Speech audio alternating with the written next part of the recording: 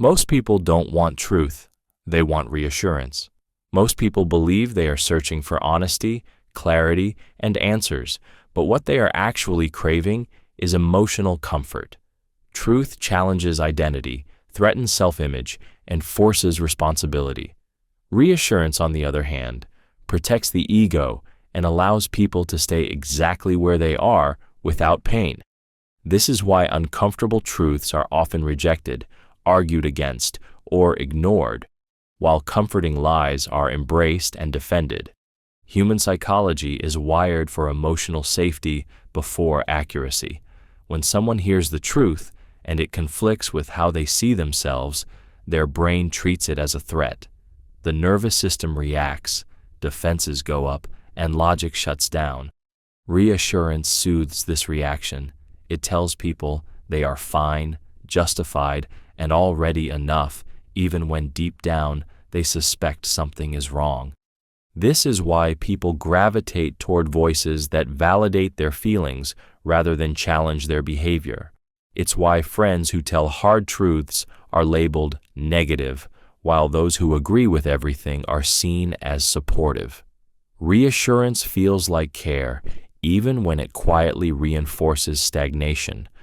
Truth feels like attack, even when it's meant to help. You can see this in relationships, careers, and self-growth.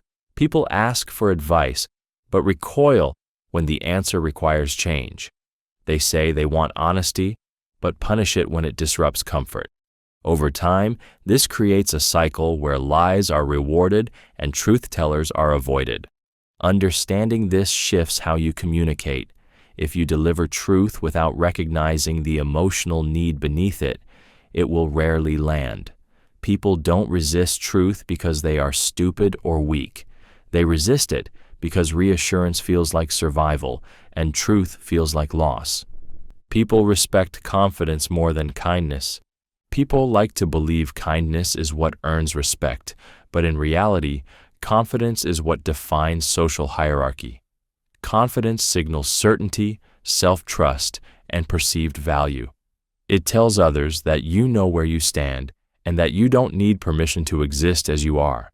Kindness without confidence is often reinterpreted as weakness, not because kindness lacks value, but because human psychology equates hesitation with low status. From an evolutionary standpoint, confidence has always implied safety and leadership. Early humans survived by following those who appeared decisive and sure of themselves, even when they were wrong. That wiring never disappeared. Today, the same instinct plays out in workplaces, relationships, and social dynamics. People subconsciously trust those who move, speak, and decide with conviction, while doubting those who constantly accommodate or explain themselves.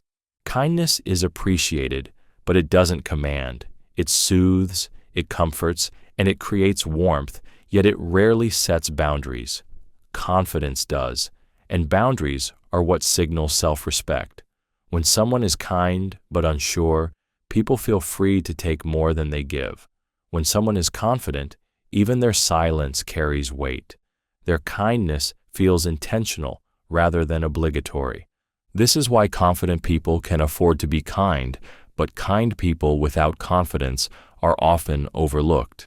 It's also why assertive individuals are labeled strong, while gentle ones are labeled nice, a word that often hides dismissal rather than admiration. Once you understand this, you see that respect isn't granted for goodness alone. It's granted for self-belief made visible. Kindness enhances confidence, but it cannot replace it. Without confidence, kindness is ignored. Love is often conditional, even when people swear it isn't. Most people want to believe their love is pure, limitless, and unconditional because that idea feels noble and safe. In reality, love is frequently tied to behavior, consistency, usefulness, and emotional return. Conditions don't always look like ultimatums. More often, they appear as silent expectations that, when unmet, slowly withdraw affection, patience, and effort. Human beings love through attachment, not ideals. Attachment is shaped by needs, security, and reciprocity.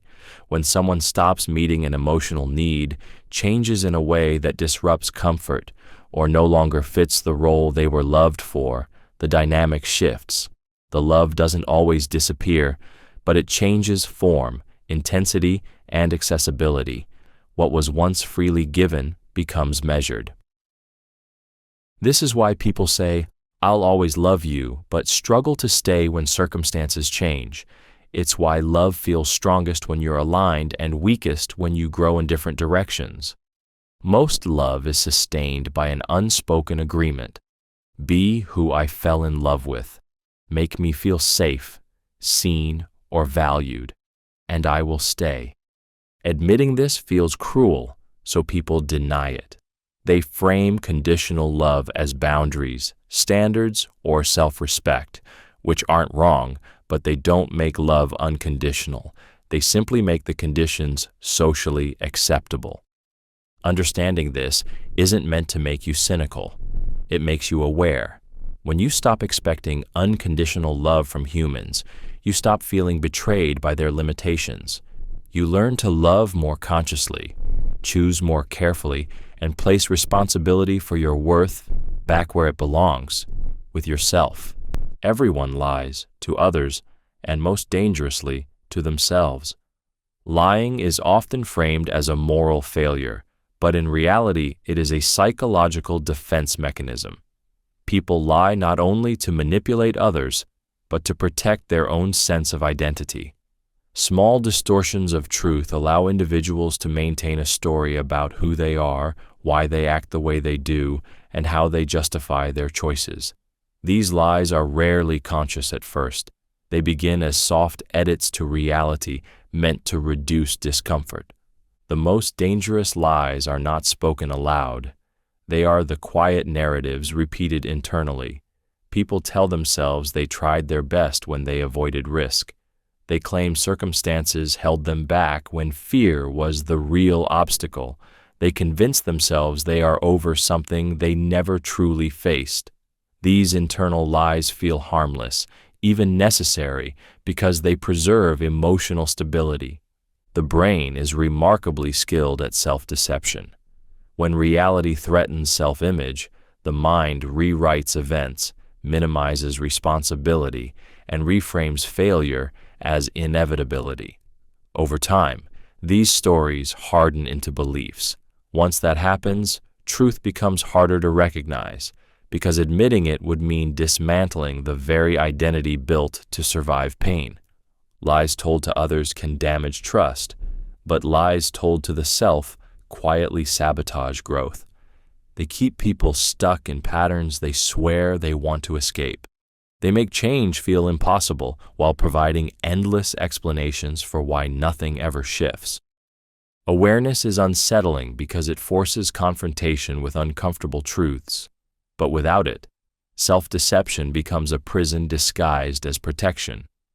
The moment someone stops lying to themselves, their world destabilizes, but that instability is the first sign of real freedom.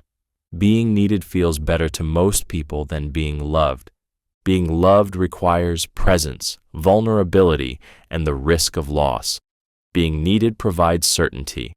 When someone needs you, your value feels tangible, measurable, and secure.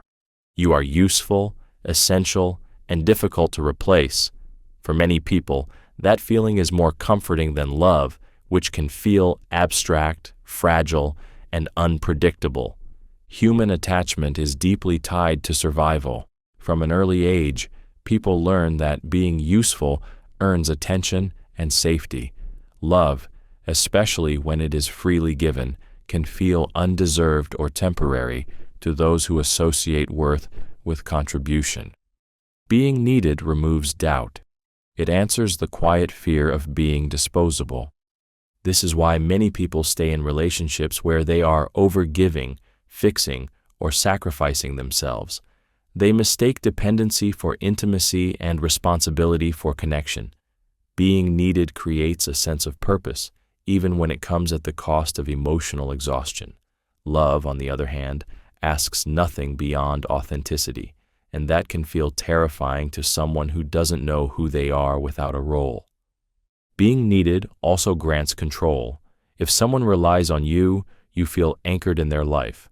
Love doesn't offer that guarantee. Love can exist without dependency, and that freedom can trigger insecurity. People often cling to usefulness because it feels safer than being chosen without obligation.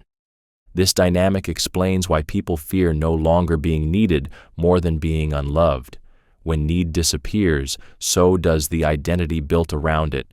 For many, love feels uncertain, but being needed feels like proof of existence. Letting go of that attachment means learning to believe you are valuable even when you are not required. People judge you first, understand you later, if ever. Judgment is not a flaw in human behavior. It is a survival reflex.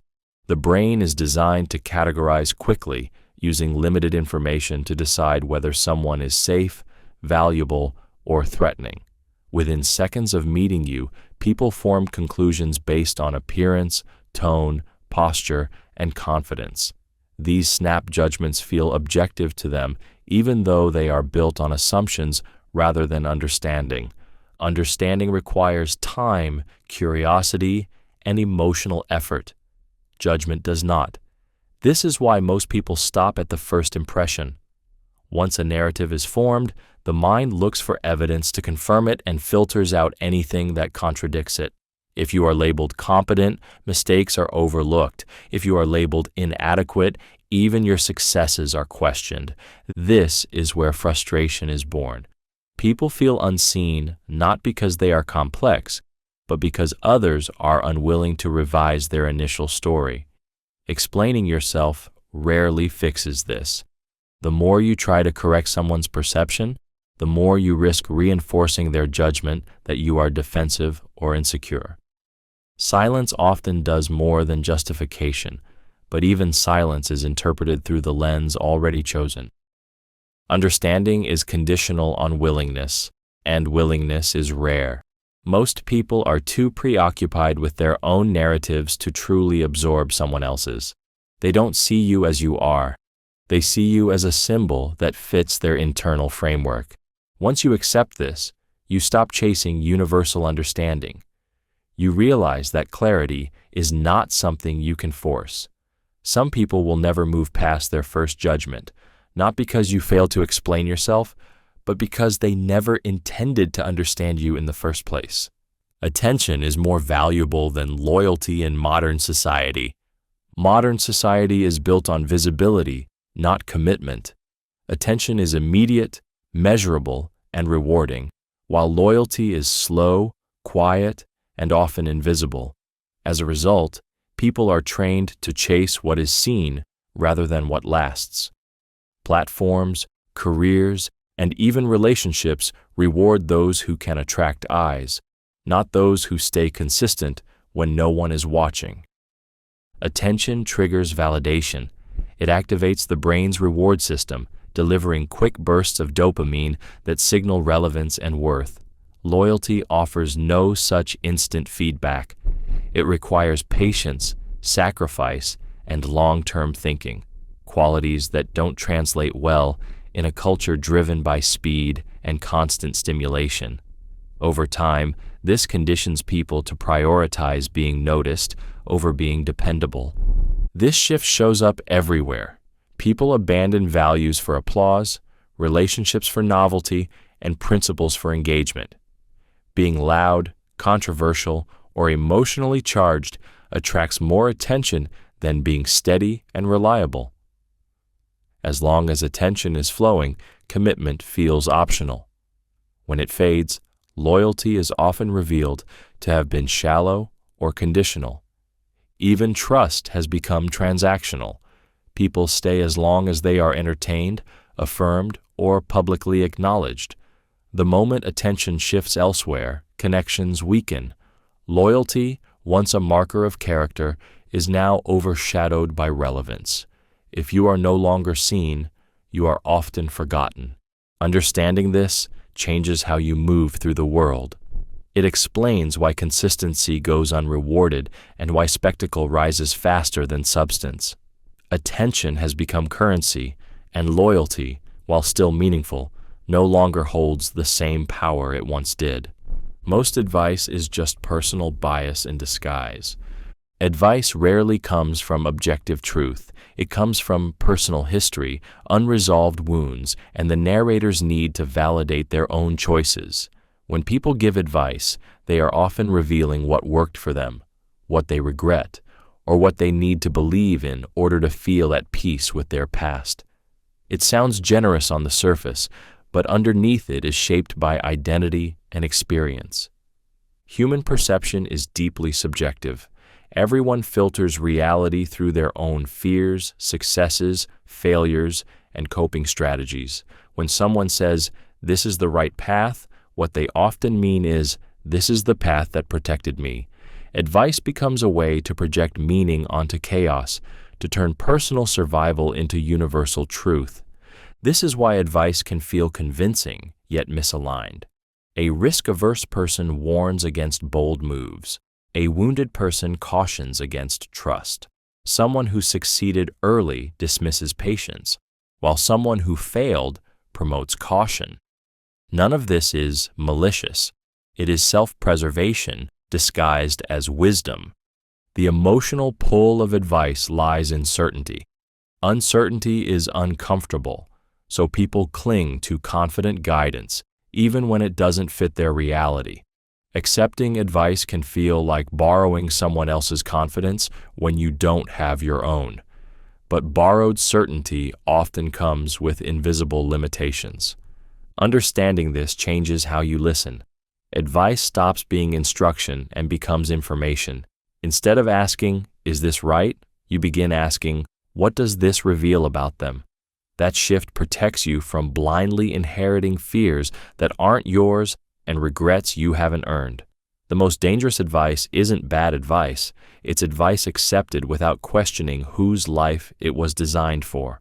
People rarely change unless pain forces them to. Change is often romanticized as a product of inspiration, motivation, or sudden clarity, but most transformation is born from discomfort. As long as life remains tolerable, the human mind defaults to familiarity. Even unhealthy patterns feel safe when they are predictable. Pain disrupts that safety. It creates urgency where logic failed and pressure where intention was weak. The brain is designed to conserve energy, not pursue growth. Change requires effort, uncertainty, and the risk of loss. Without pain, there is no compelling reason to abandon habits that provide comfort, even if they quietly cause damage. This is why advice, warnings, and insight rarely lead to action. Information alone doesn't override inertia. Pain does. Emotional pain, failure, rejection, and loss force confrontation with reality. They remove the illusions people use to protect themselves. When avoidance stops working, when excuses collapse, and when the cost of staying the same becomes higher than the cost of changing, behavior finally shifts. Pain sharpens awareness in a way comfort never will. This is why people often repeat the same mistakes until the consequences become unbearable. They don't lack understanding. They lack necessity. Growth feels optional until suffering makes it mandatory. Only then do people find discipline, boundaries, or courage they always claimed they didn't have. Pain doesn't automatically create change, but it creates the conditions for it. It strips away denial and exposes truth. Those who grow learn to listen to discomfort early. Those who don't wait until pain becomes loud enough to drown out every excuse. Silence makes people reveal who they really are. Silence removes the noise people use to hide behind. When there are no explanations, no reassurance, and no constant feedback, individuals are left alone with their impulses. In that space, patterns emerge. Some people grow anxious and over-explain. Some grow angry and attempt to regain control. Others detach completely. None of these reactions are accidental. They are expressions of what normally stays concealed beneath conversation. Most people use words to manage perception. They talk to smooth tension, to maintain access, to steer outcomes. Silence disrupts this control. Without immediate response, the mind fills the gap with assumptions, fears, and expectations. How someone behaves in that gap exposes their emotional maturity, attachment style, and tolerance for uncertainty. Silence also removes validation. When it is absent, people reveal how much they rely on external reassurance to regulate themselves. Those who are secure remain steady. Those who are insecure escalate. They project meaning onto the quiet, often revealing more than any direct question could extract. The absence of reaction becomes a mirror they cannot avoid. In conflict, silence amplifies truth. It shows who seeks resolution and who seeks dominance. It exposes who respects boundaries and who views them as a threat. When there is nothing to push against, people show how they handle loss of influence. Silence is not passive. It is an environment that strips away performance. Without the distraction of words, behavior becomes the language. And behavior, especially when unprovoked, is the most honest expression of who someone really is. Your value is often measured by what you provide, not who you are. Most people grow up believing they will be loved and respected for their character, but society quietly teaches a different lesson. Value is assigned based on usefulness. What you offer emotionally, financially, socially, or practically often determines how you are treated. Who you are matters in theory, but what you provide matters in practice. This conditioning begins early. Praise is given for performance, obedience, results, and contribution. Over time, people learn that approval is earned through output. As adults, this translates into relationships where presence is tolerated as long as it comes with benefit. When the benefit disappears, so does the attention, patience, or affection. The danger lies in how deeply this belief is internalized. People start tying their self-worth to productivity, availability, or sacrifice. They overextend, overgive, and exhaust themselves trying to stay valuable. When they can no longer provide at the same level, they feel disposable, confused by how quickly dynamics change. This is why burnout often feels like betrayal. It reveals that many connections were maintained by usefulness rather than care. When someone stops being helpful, entertaining, or supportive, they are often met with distance instead of concern. Recognizing this truth is painful but clarifying. It teaches discernment. You begin to notice who stays when you offer less and who disappears when you need more. Your inherent worth doesn't vanish when you stop providing, but many people's interest will. That awareness hurts, yet it also returns power. It allows you to give by choice instead of obligation, and to seek relationships where who you are is enough, not just what you offer. People forgive faster when they don't have to apologize. Forgiveness is often portrayed as a moral act, but psychologically, it is deeply tied to ego protection. When people are required to apologize, they are forced to confront their role in causing pain, and that confrontation threatens their self-image. An apology demands ownership, humility, and the admission of wrongdoing, which many people resist instinctively. When no apology is required, forgiveness becomes easier because it allows people to preserve a version of themselves that feels intact. They can move on without facing guilt, shame, or responsibility. The mind reframes the situation, minimizes harm, or rewrites the narrative so that no one was truly at fault. This emotional shortcut makes forgiveness feel lighter and less threatening. Apologies don't just acknowledge harm, they assign it. They draw a clear line between action and consequence. For someone who is emotionally fragile or ego-driven, this feels like exposure. It's easier to forgive quietly than to admit, "I hurt you." Silence becomes a form of self-protection, masquerading as maturity. This is why unresolved issues are often brushed aside rather than addressed. People say they've forgiven, but what they've really done is avoided discomfort. The relationship resumes, but the wound remains buried. Forgiveness, without accountability, feels peaceful on the surface, yet it quietly erodes trust underneath. Understanding this reveals why genuine apologies are rare and powerful. They disrupt the ego's defenses and force emotional honesty, but they also slow forgiveness, because real forgiveness requires truth first. When forgiveness comes too easily, it's often because no one had to look in the mirror long enough to feel the weight of what they did. Envy hides behind compliments more than insults do. Envy is rarely loud or obvious. It doesn't always show up as open hostility or direct criticism. More often, it disguises itself as praise, curiosity, or concern. Compliments are socially acceptable, which makes them the perfect hiding place for comparison and resentment.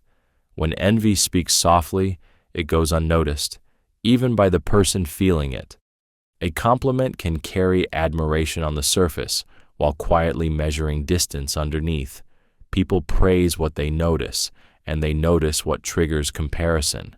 When someone highlights your success, confidence, or uniqueness in a way that feels slightly off, it's often because it touched an insecurity they haven't resolved. Insults attack directly, compliments observe, analyze, and store information. Human ego struggles more with perceived inferiority than with dislike. Insults come from opposition, but envy comes from proximity. It arises when someone sees a version of themselves they wish they were, or a path they fear they missed. Praising you allows them to acknowledge your advantage without openly admitting the discomfort it causes. This is why envy often includes subtle qualifiers, backhanded praise, or excessive interest in your progress. It's admiration mixed with self-judgment. Compliments become a way to stay close to what hurts without exposing vulnerability. Understanding this changes how you hear praise. Not all compliments are malicious, but not all are innocent. Envy doesn't always want you to fail. Sometimes it just wants to remind itself where it stands in relation to you. The most dangerous envy smiles, applauds, and quietly keeps score. Loneliness is common, but vulnerability is rare. Loneliness is everywhere because connection is desired, but vulnerability is avoided. People feel isolated, not due to lack of contact, but because most interactions stay on the surface. It is possible to be surrounded by others and still feel unseen, because presence does not equal intimacy. Vulnerability is what transforms proximity into connection, and it is precisely what most people fear. Vulnerability requires exposure without guarantees. It means revealing uncertainty, pain, desire, or need without knowing how it will be received. The human mind associates this exposure with risk. Rejection, judgment, or indifference feel like threats to belonging, so people learn to protect themselves by withholding depth. They share stories, not truths, opinions, not fears, polished versions of themselves that feel safer to present. Loneliness grows in that gap. When no one knows the internal world you're carrying, even the closest relationships can feel hollow. People often blame others for not understanding them, while simultaneously avoiding the very openness that would allow understanding to exist. This creates a silent standoff where everyone wants to be known, but no one wants to go first. Social conditioning reinforces this. Strength is praised, composure is rewarded, and emotional exposure is often mislabeled as weakness. Over time, people learn to endure loneliness rather than risk being truly seen. Vulnerability remains rare because it demands courage without immediate payoff. But without it, connection becomes performative, and loneliness becomes chronic. The tragedy is not that people are alone, but that they are afraid to reveal the parts of themselves that would end that aloneness. People will support your success until it surpasses theirs.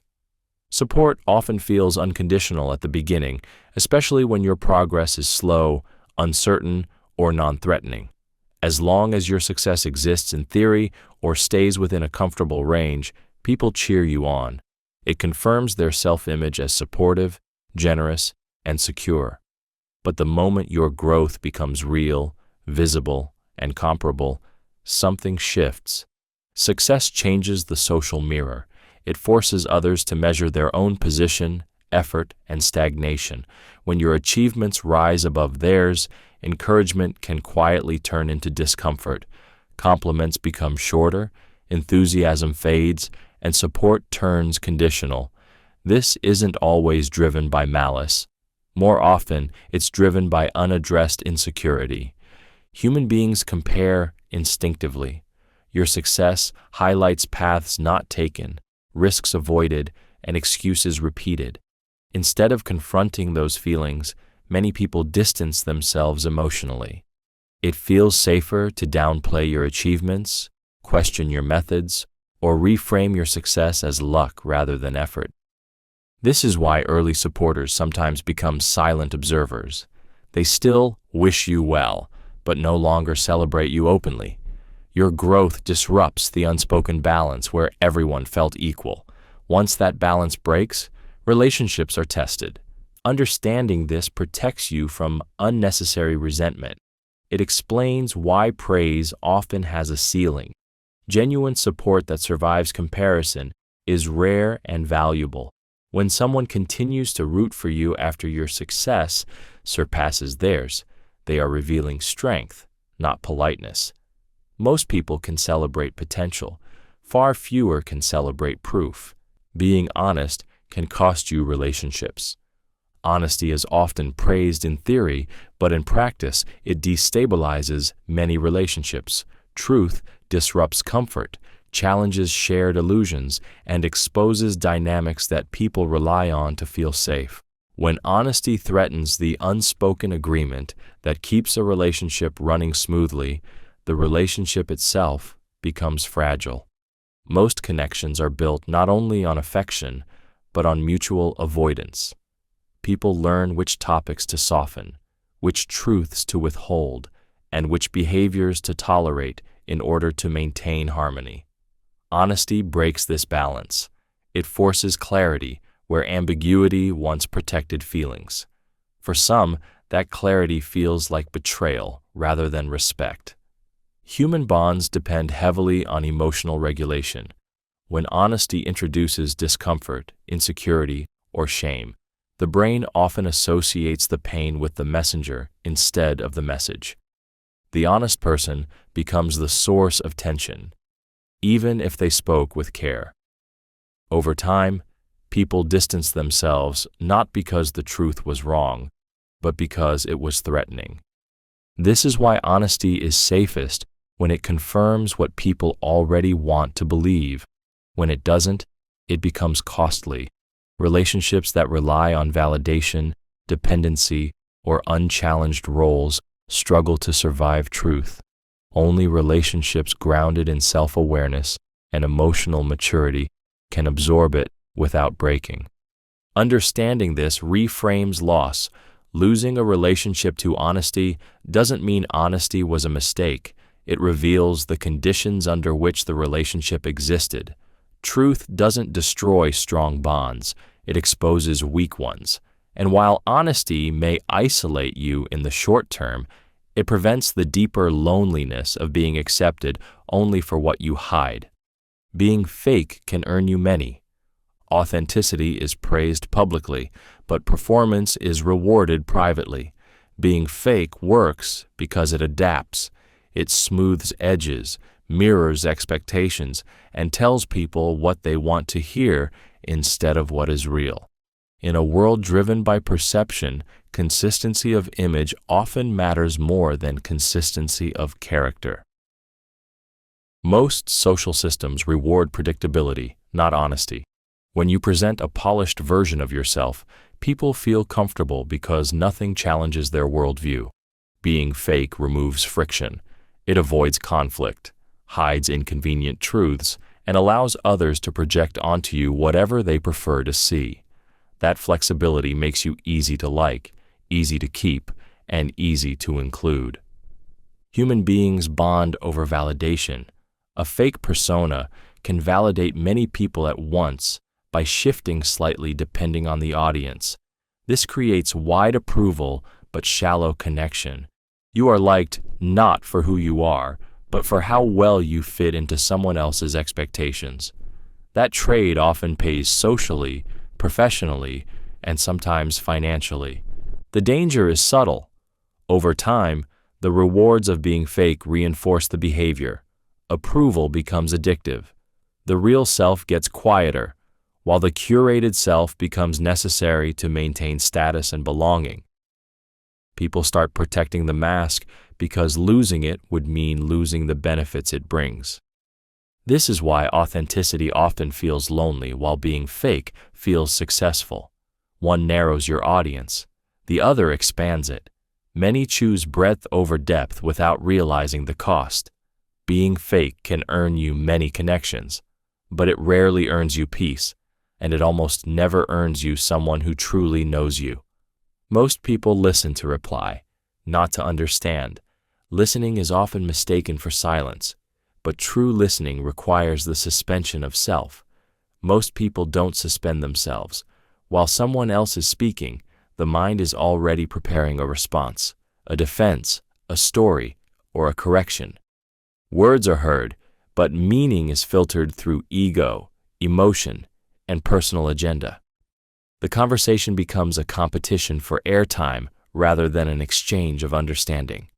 This happens because being understood feels safer than understanding. Understanding someone else requires openness, patience, and the willingness to be changed by what you hear. That loss of control is uncomfortable. Replying, on the other hand, restores power. It allows people to reassert their identity, protect their beliefs, and steer the interaction back toward familiar ground. Emotional conversations expose this most clearly. When someone shares pain, many responses are not empathy, but interruption disguised as help. Advice replaces presence. Comparisons replace curiosity. People rush to fix, explain, or relate, not because they care deeply, but because discomfort pushes them to end the emotional tension as quickly as possible. The result is that many people feel unheard even in long conversations. They sense that their words are being weighted out, not absorbed. Over time, this teaches them to share less or to perform emotions in ways that elicit predictable responses. Understanding is rare because it requires humility. It demands that you prioritize someone else's inner world over your own need to be seen. Most people aren't unwilling to listen. They are unwilling to step aside long enough for understanding to occur. Emotional intelligence beats raw intelligence in real life. Raw intelligence impresses on paper, but emotional intelligence determines how far someone actually goes. The ability to read people, regulate emotions, and navigate social dynamics quietly shapes outcomes more than logic or knowledge ever could. Life is not a test with right answers. It is a series of interactions where perception, timing, and emotional awareness decide who advances and who gets left behind. People don't respond to brilliance as much as they respond to how they feel around you. Someone can be highly intelligent and still struggle if they can't manage ego, handle rejection, or adapt to others' emotional states.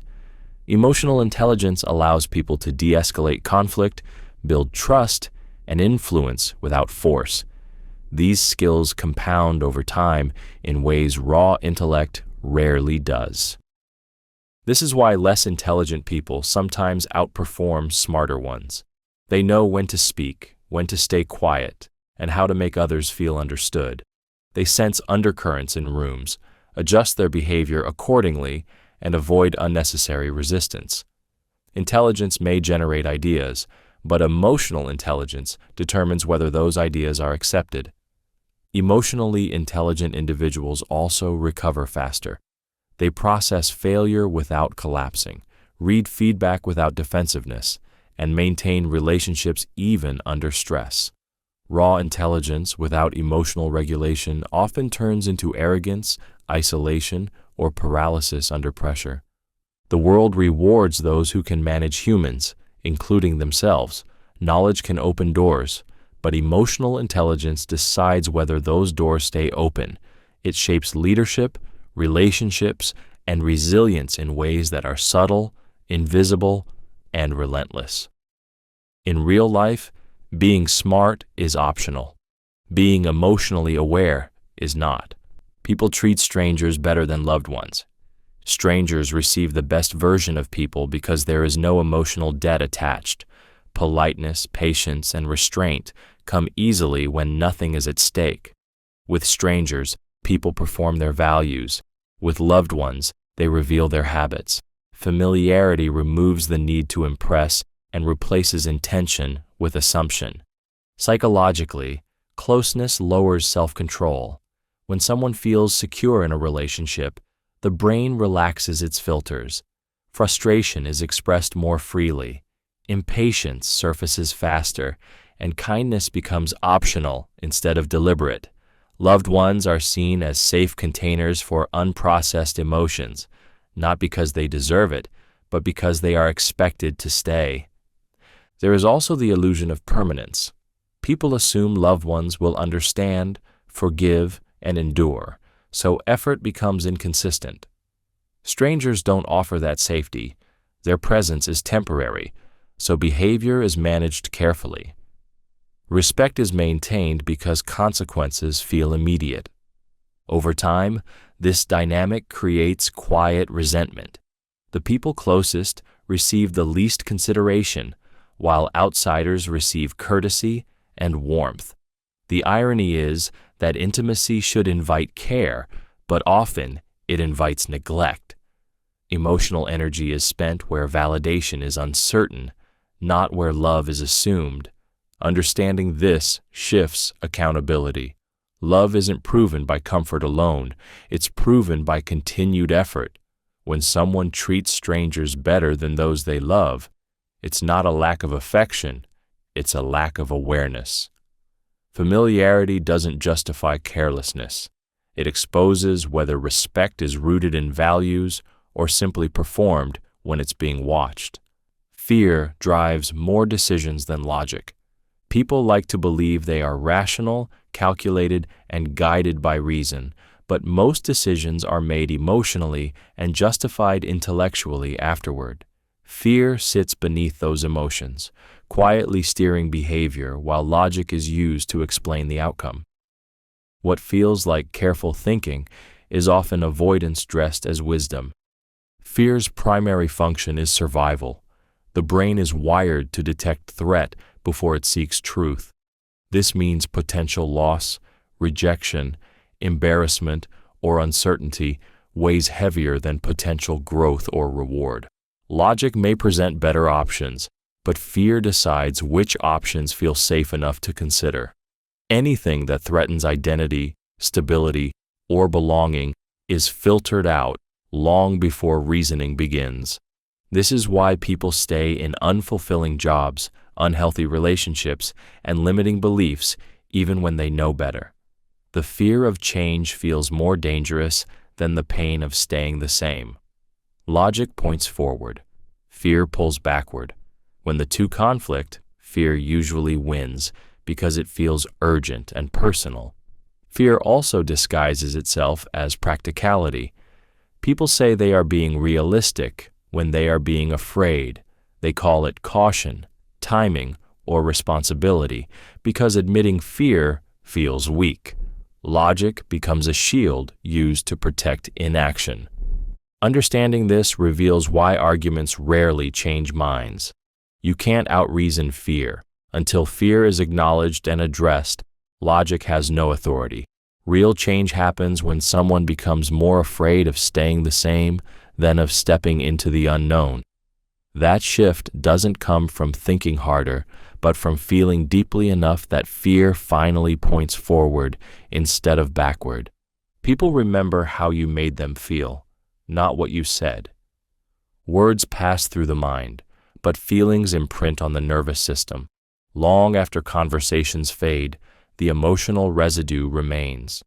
People may forget exact phrases, explanations, or arguments, but they remember whether they felt safe, diminished, energized, or ashamed in your presence. Emotion becomes the memory, not language. This happens because the brain prioritizes emotional information over factual detail. Feelings signal significance. When someone feels respected, dismissed, inspired, or threatened, the body records it as a meaningful experience. That emotional signal influences future behavior, shaping whether someone moves toward you or away from you, often without conscious awareness. This is why logical arguments rarely change relationships. You can be right and still be remembered as hurtful. You can say very little and still leave a powerful impression. Tone, timing, presence, and emotional attunement matter more than perfect wording. A single moment of humiliation outweighs 100 polite sentences. People also use feelings as shortcuts for trust. If someone consistently feels good around you, they associate you with safety and value. If they feel small or uneasy, they attach those emotions to your identity, even if your intentions were neutral. Over time, those feelings harden into labels that are difficult to reverse. Understanding this changes how influence works. Persuasion doesn't live in clever phrasing, it lives in emotional experience. Every interaction teaches people how to feel around you. Those feelings become the story they tell themselves about who you are, long after your words are gone. Comfort is more addictive than happiness. Comfort feels safe, predictable, and controllable, which makes it far more seductive than happiness. Happiness is volatile. It requires risk, uncertainty, and emotional exposure. Comfort asks for none of that. It promises stability, even if that stability is dull, unfulfilling, or quietly painful. Over time, people learn to choose what feels familiar over what feels alive. The human nervous system prioritizes safety over joy. When something is known, even if it's unpleasant, the brain interprets it as less threatening. This is why people stay in unfulfilling jobs, stagnant relationships, and repetitive routines.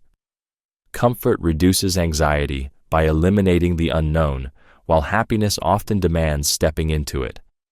What makes comfort addictive is how subtly it traps. It doesn't feel like settling at first. It feels like rest, patience, or being realistic. The cost only becomes clear later, when years have passed and dissatisfaction has hardened into identity. By then, change feels dangerous, not exciting. Comfort also numbs desire. When life becomes manageable, ambition quiets. The absence of pain is mistaken for fulfillment. People stop asking what they want and start asking what they can tolerate. This lowers expectations slowly, almost invisibly. Happiness, by contrast, disrupts patterns. It requires discomfort before it delivers meaning. It often arrives after risk, effort, or loss. Comfort avoids those costs, which is why it's chosen more often. The tragedy is that comfort rarely feels like a mistake while it's happening. It only reveals itself in hindsight, when the hunger for more has faded into resignation. People hate being told what they already suspect is true. The most painful truths are rarely new. They are the ones people have already felt forming in the back of their mind, but have carefully avoided naming. When someone else says it out loud, it removes the ability to deny, delay, or soften it. Suspicion can be managed. Confirmation cannot.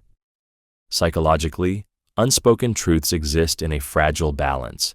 People sense them, circle around them, and distract themselves from them, because fully acknowledging them would demand change. Hearing those truths spoken by someone else feels invasive, as if an internal defense has been bypassed.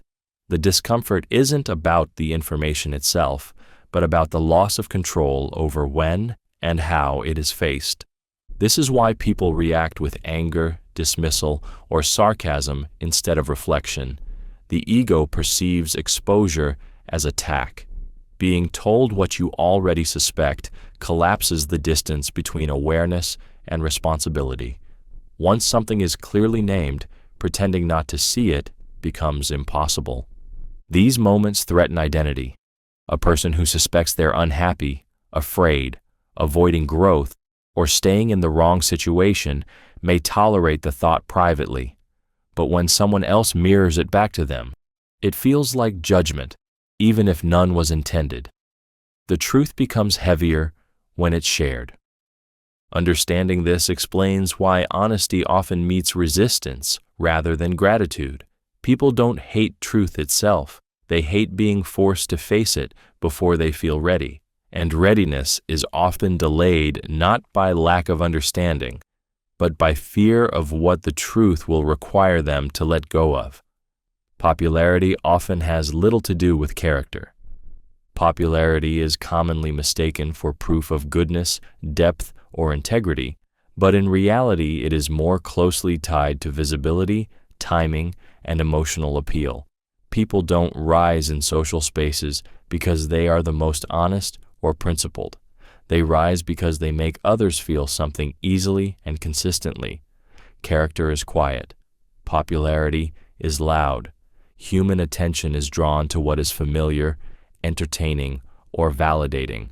Popular individuals learn how to read a room and feed it what it wants. This doesn't require strong morals or inner alignment. It requires awareness of social currents and the ability to ride them without friction. Character, which involves restraint, accountability, and long-term thinking, often slows that process down. This is why those with strong values are not always celebrated. They create discomfort by holding lines others would rather blur. Popularity thrives on agreement and emotional resonance, not ethical consistency. People gravitate toward those who make them feel good in the moment, even if that feeling is shallow or temporary. Popularity also feeds itself. Once someone is liked by many, others follow, assuming social proof equals worth. This amplifies influence regardless of character. Meanwhile, deeply principled people may remain unseen because they don't perform, exaggerate, or seek approval. Understanding this separates admiration from illusion. Popularity is a social response, not a moral judgment. It reflects what people desire, not what they respect in the long run. Confusing the two leads to disappointment. Character shapes who you are. Popularity only shapes how often you are noticed. People project their flaws onto others. Projection is the mind's way of avoiding self-confrontation. When a trait, impulse, or insecurity feels unacceptable, the psyche looks for a place to put it. Instead of facing it internally, people externalize it, assigning their own unresolved issues to those around them. This allows them to criticize without self-examination and condemn without accountability. What people react to most strongly in others is often what they are least willing to see in themselves. Arrogance, selfishness, dishonesty, laziness, or neediness become intolerable when they mirror something familiar. The emotional charge feels justified, but it is rarely about the other person alone. It is about the discomfort of recognition. Projection protects identity. Admitting a flaw threatens the image someone holds of themselves, so the mind reframes the problem as external. This makes people feel morally superior while staying unchanged. The irony is that the more someone denies a trait within themselves, the more aggressively they hunt for it in others. This dynamic plays out constantly in relationships. Accusations replace introspection. Blame substitutes growth. Conflicts escalate, not because of what is happening, but because both sides are defending against truths they don't want to face. The argument becomes a distraction from self-awareness. Understanding projection gives clarity. When criticism feels exaggerated or emotionally charged, It often says more about the speaker than the target. This doesn't mean all criticism is invalid, but it does mean that emotional intensity is a clue.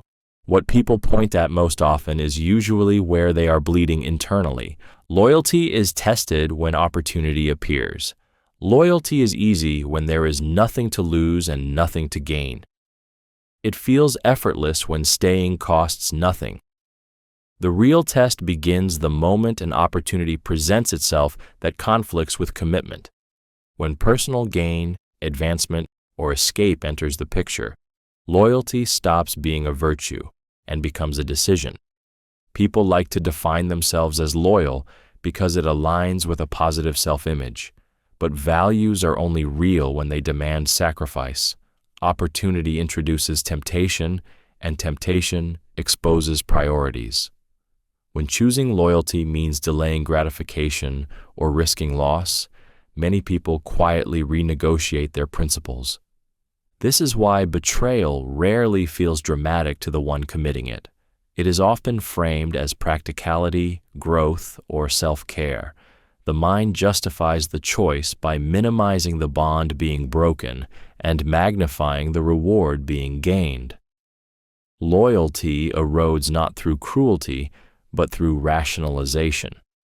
Opportunity also creates moral distance.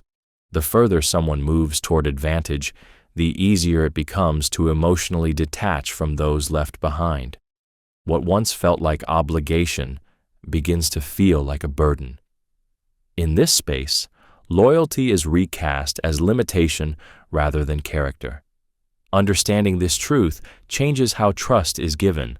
Words and history matter less than behavior under pressure. Loyalty proven in comfort means little. Loyalty proven in the presence of opportunity reveals who someone truly is. When someone chooses you despite having better options, that choice carries weight. Anything less is convenience, not loyalty. Many friendships exist out of convenience, not connection. Friendship is often romanticized as a deep emotional bond, but many friendships are formed simply because proximity makes them easy.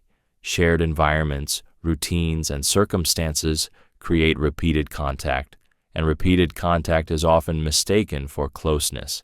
Convenience provides familiarity, and familiarity creates the illusion of connection. Psychologically, humans seek efficiency in relationships. Real connection requires vulnerability, effort, and emotional risk.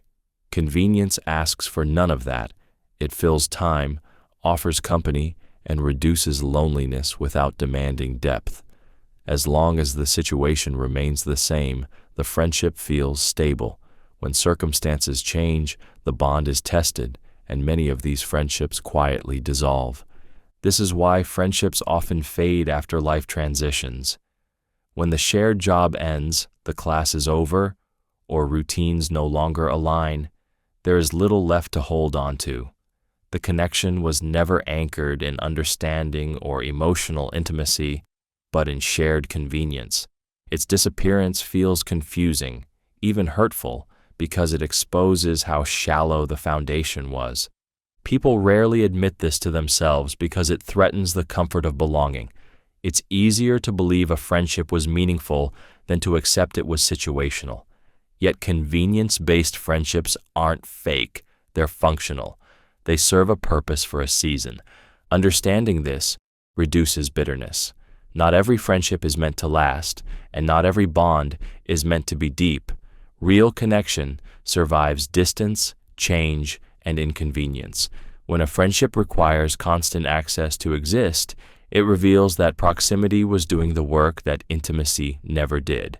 People confuse attraction with compatibility. Attraction is immediate, emotional, and often involuntary. It feels like clarity, chemistry, and certainty. Compatibility is slower, quieter, and revealed through time, values, and behavior. Because attraction arrives first and hits harder, many people assume it means more than it does. They mistake intensity for alignment and excitement for fit. Attraction is driven by biology and psychology. It responds to novelty, confidence, familiarity, and unresolved patterns. It doesn't care about long-term harmony. Compatibility does. Compatibility shows up in how conflict is handled, how needs are met, how boundaries are respected, and how life is navigated together. These things aren't felt instantly. They're observed. The problem is that attraction feels meaningful. It creates a sense of destiny and significance that people want to believe in. When attraction is strong, red flags are reframed as flaws that can be fixed or ignored. Discomfort is labeled passion. Incompatibility is mistaken for challenge. The emotional charge keeps people invested long after reality starts pushing back. This confusion is reinforced by culture, which romanticizes chemistry and downplays stability.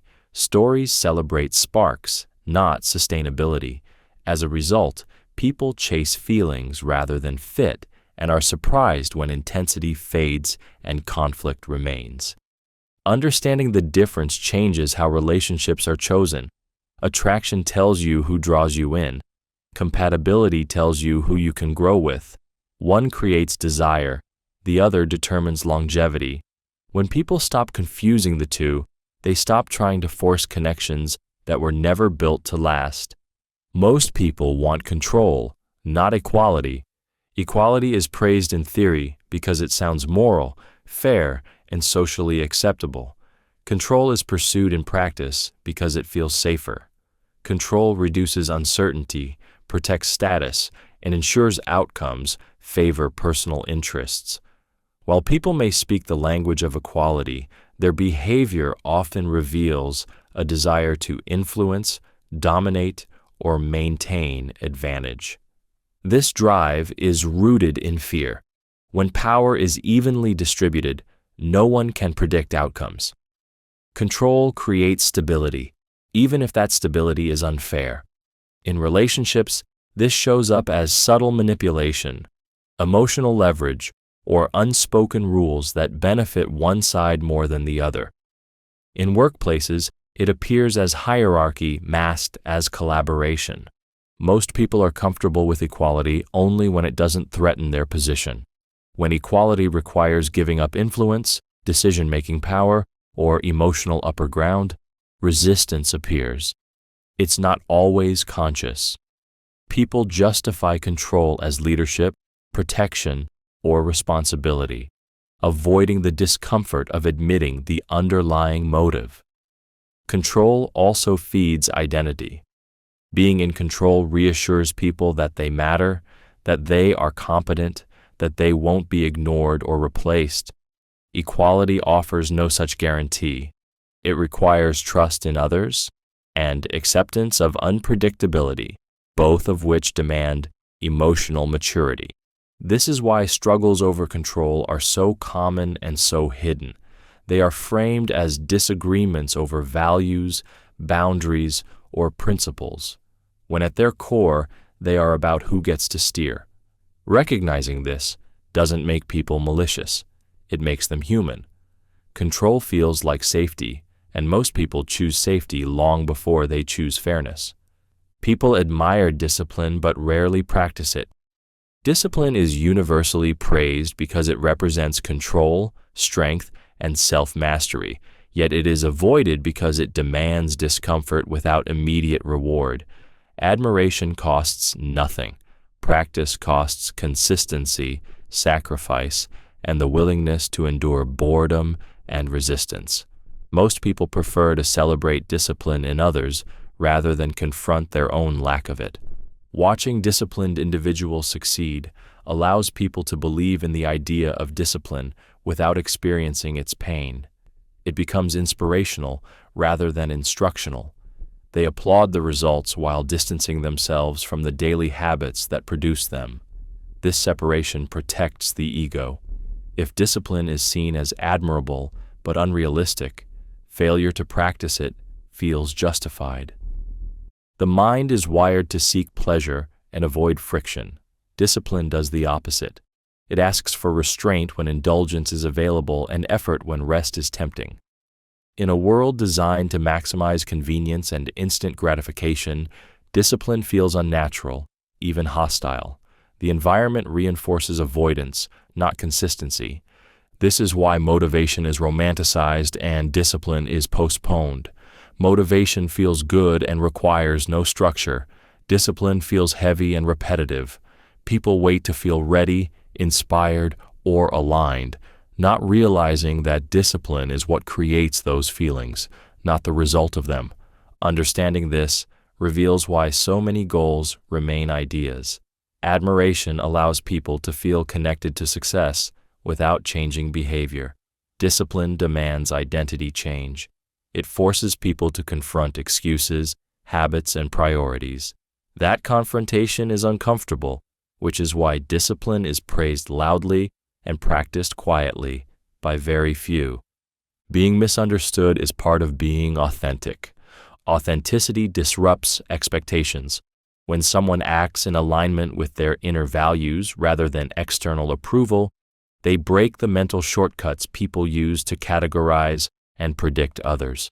This creates confusion. People prefer consistency over truth, and when you don't fit the version of you they've already accepted, misunderstanding becomes inevitable. Human beings relate through projection. They interpret others based on their own experiences, fears, and assumptions.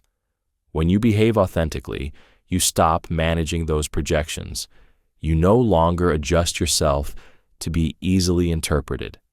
As a result, people fill in the gaps with their own narratives, often getting you wrong in the process. Being misunderstood is emotionally uncomfortable because belonging feels safer than self-expression. The brain associates social acceptance with survival, so rejection or misinterpretation can trigger deep unease. This pressure pushes many people to edit themselves, soften their edges, and suppress parts of who they are in order to remain likable. Authenticity removes that protection. It exposes you to judgment without defense. When you stop explaining yourself excessively or performing clarity for others, some people will label you as distant, arrogant, or confusing. Not because you are, but because you no longer prioritize their comfort over your truth. Understanding this reframes misunderstanding as a signal, not a failure. Being fully seen by everyone is impossible when you are being real. The goal of authenticity is not universal understanding, but internal alignment. When you accept that being misunderstood is the cost of living honestly, you stop negotiating your identity for approval and start attracting those who recognize you without needing you to translate yourself. People justify selfishness faster than cruelty. Cruelty is easy to recognize and condemn because it clearly harms others. Selfishness is harder to confront because it can be framed as self-care, boundaries, or personal growth. This makes selfish behavior easier to excuse, even when it quietly causes just as much damage. People are far more comfortable defending actions that benefit themselves than actions that openly hurt someone else. The human mind is skilled at moral reframing. When someone acts selfishly, they rarely see themselves as doing harm. They tell themselves they are choosing peace, protecting energy, or prioritizing their needs. These narratives feel reasonable and socially acceptable. Cruelty, by contrast, forces acknowledgement of intent to harm, which threatens self-image and invites guilt. This is why people will abandon others and call it growth, withdraw support and call it boundaries, or ignore responsibility and call it independence. The language softens the impact, allowing the behavior to pass internal moral checks. Selfishness often hides behind logic and justification, while cruelty stands exposed. Social reinforcement strengthens this pattern. Culture increasingly rewards self-focus and frames sacrifice as weakness. As long as harm is indirect or emotionally distant, selfish choices are applauded. The pain caused becomes invisible, making it easier to dismiss. Understanding this reveals why people can hurt others without seeing themselves as bad. Selfishness feels defensible because it centers the self as priority. Cruelty feels indefensible because it exposes intent. The danger is that justified selfishness can erode trust just as deeply, only without the accountability that cruelty demands. Approval feels safer than self-respect. Approval provides immediate emotional shelter. It tells people they belong, that they are accepted, and that they are not at risk of rejection. Self-respect, by contrast, often demands discomfort. It requires saying no, holding boundaries, and tolerating disapproval. The human nervous system tends to choose what feels safe in the moment, even if it costs long-term integrity. From an early age, approval becomes currency. Praise is rewarded, disagreement is discouraged, and acceptance is tied to behavior. Over time, people learn to associate worth with external validation.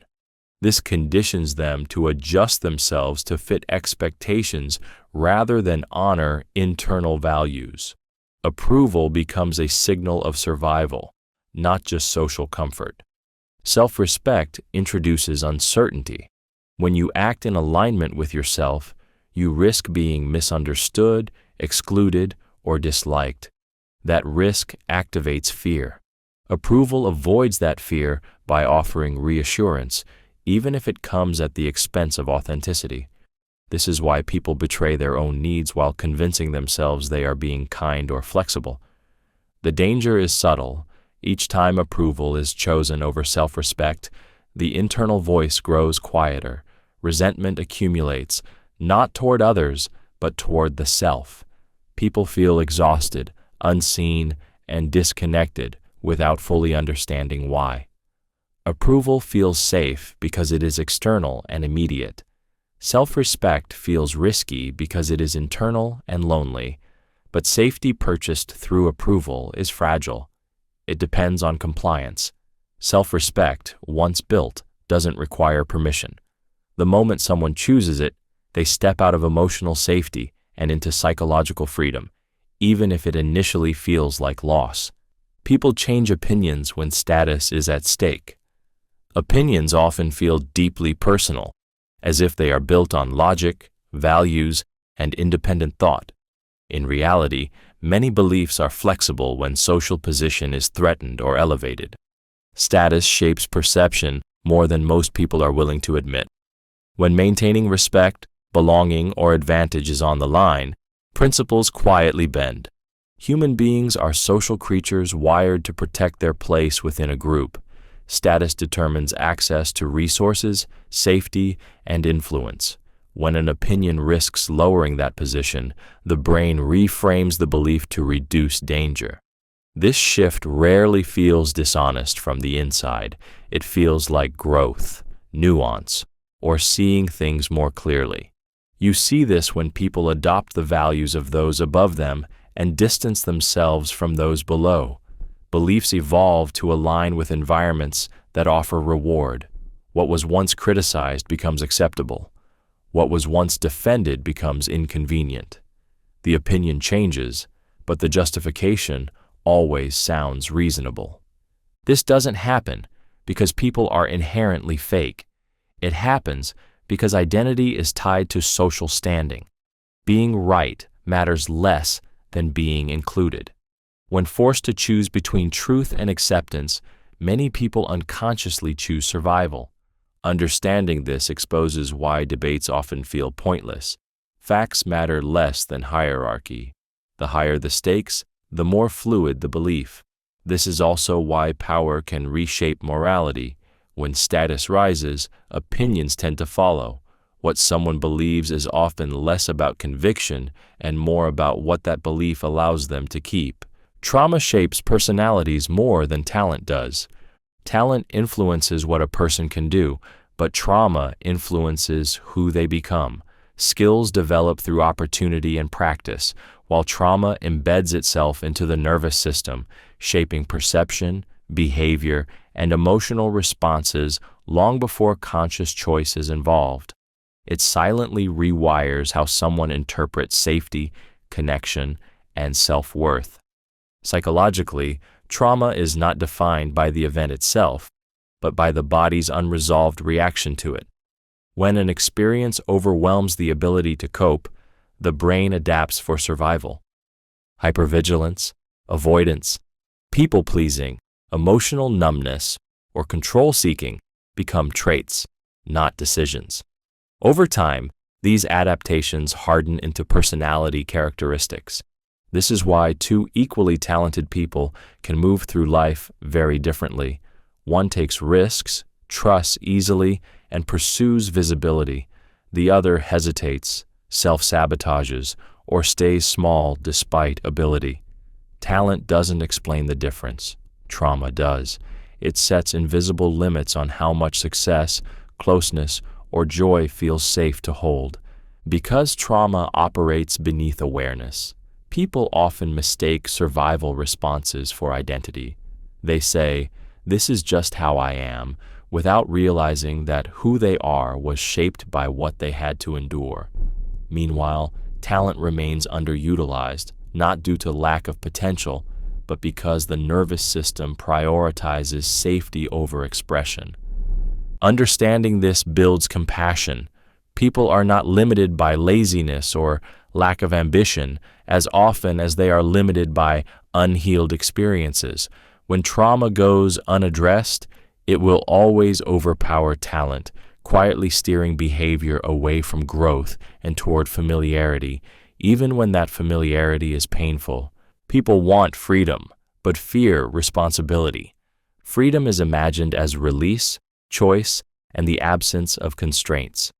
Responsibility is imagined as weight, obligation, and consequence. People crave the first, without accepting that the second is its price. True freedom isn't the ability to do whatever you want. It's the willingness to carry the outcomes of what you choose.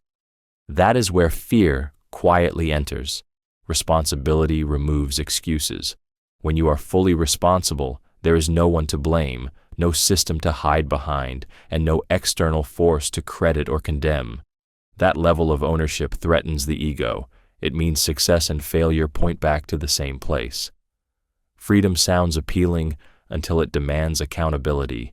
This is why many people seek permission rather than autonomy. They want options, but also want someone else to define the limits. Rules feel restrictive, yet they provide safety by diffusing responsibility.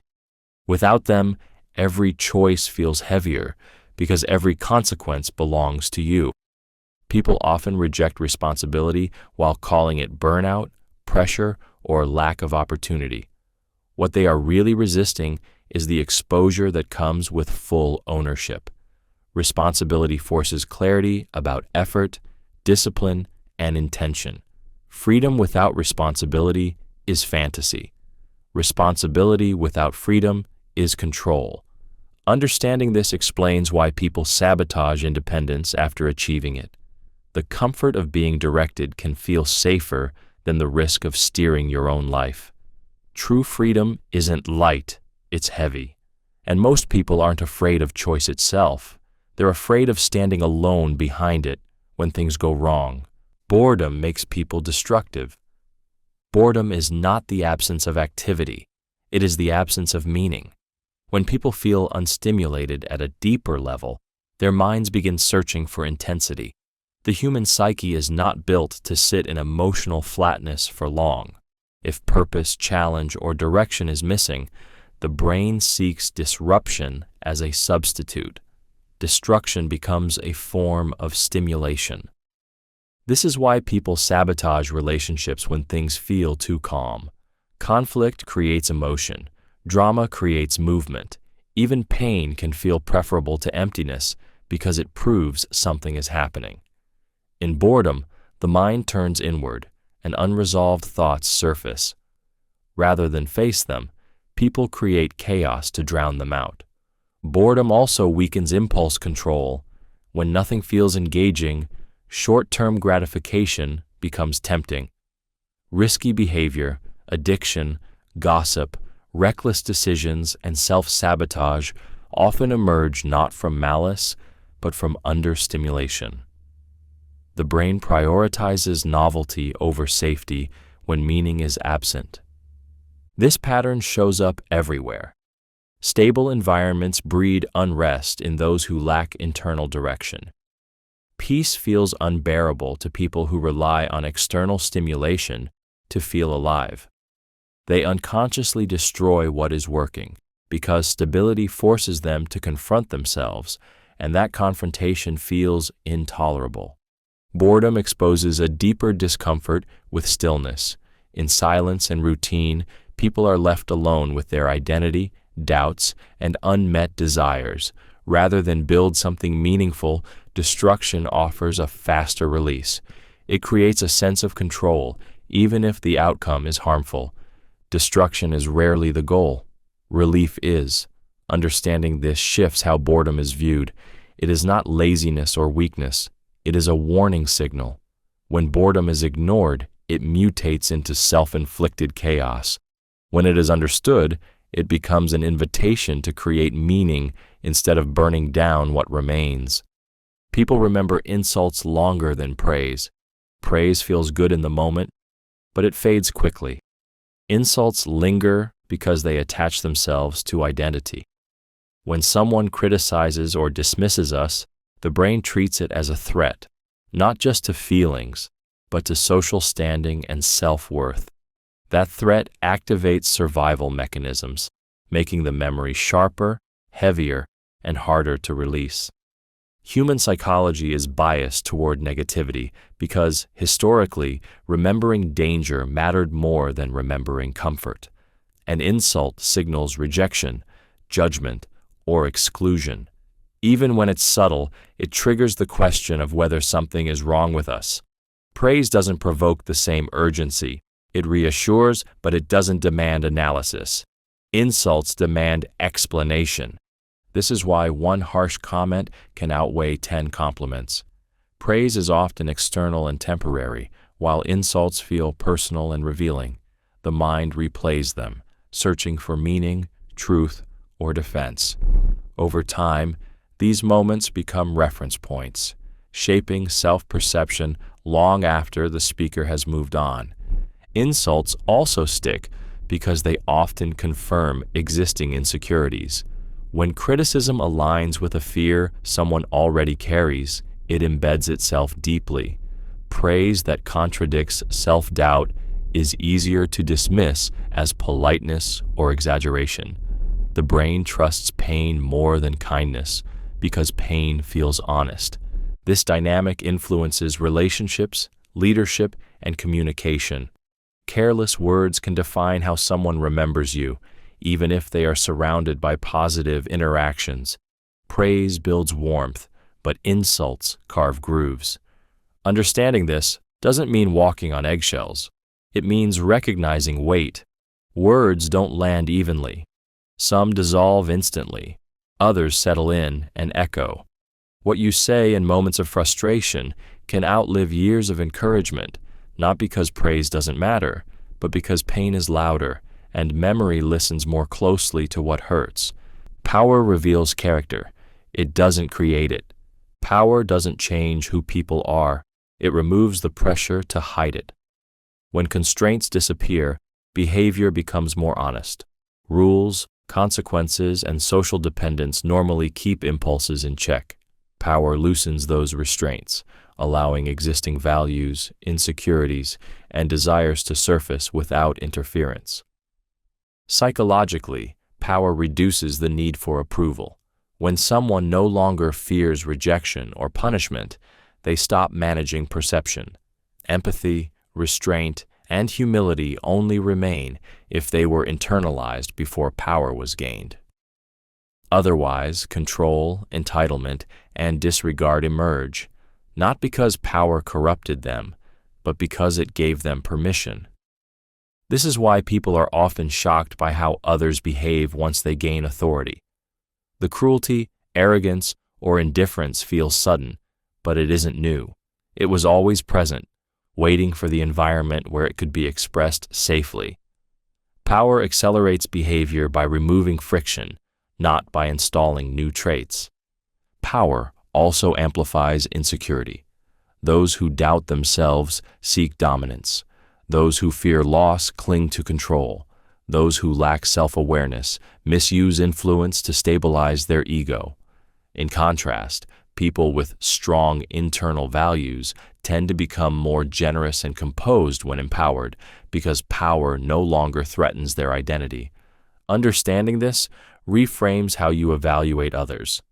Character is visible long before power arrives, in how someone treats those who can offer nothing.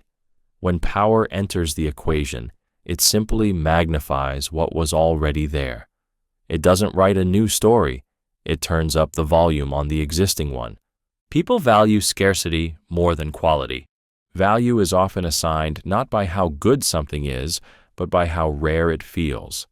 Scarcity triggers urgency, desire, and fear of missing out, while quality requires time, attention, and discernment to recognize.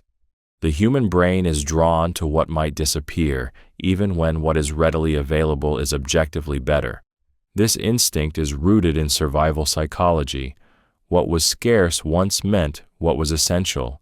Limited resources signaled importance, and abundance signaled safety.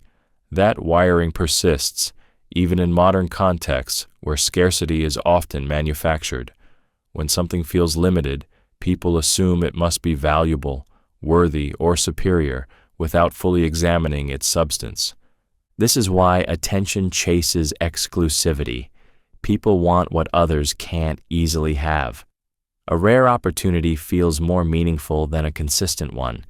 A distant person feels more intriguing than a reliable one. Scarcity creates emotional intensity, while quality creates stability. Intensity is easier to feel than stability, so it is often mistaken for value.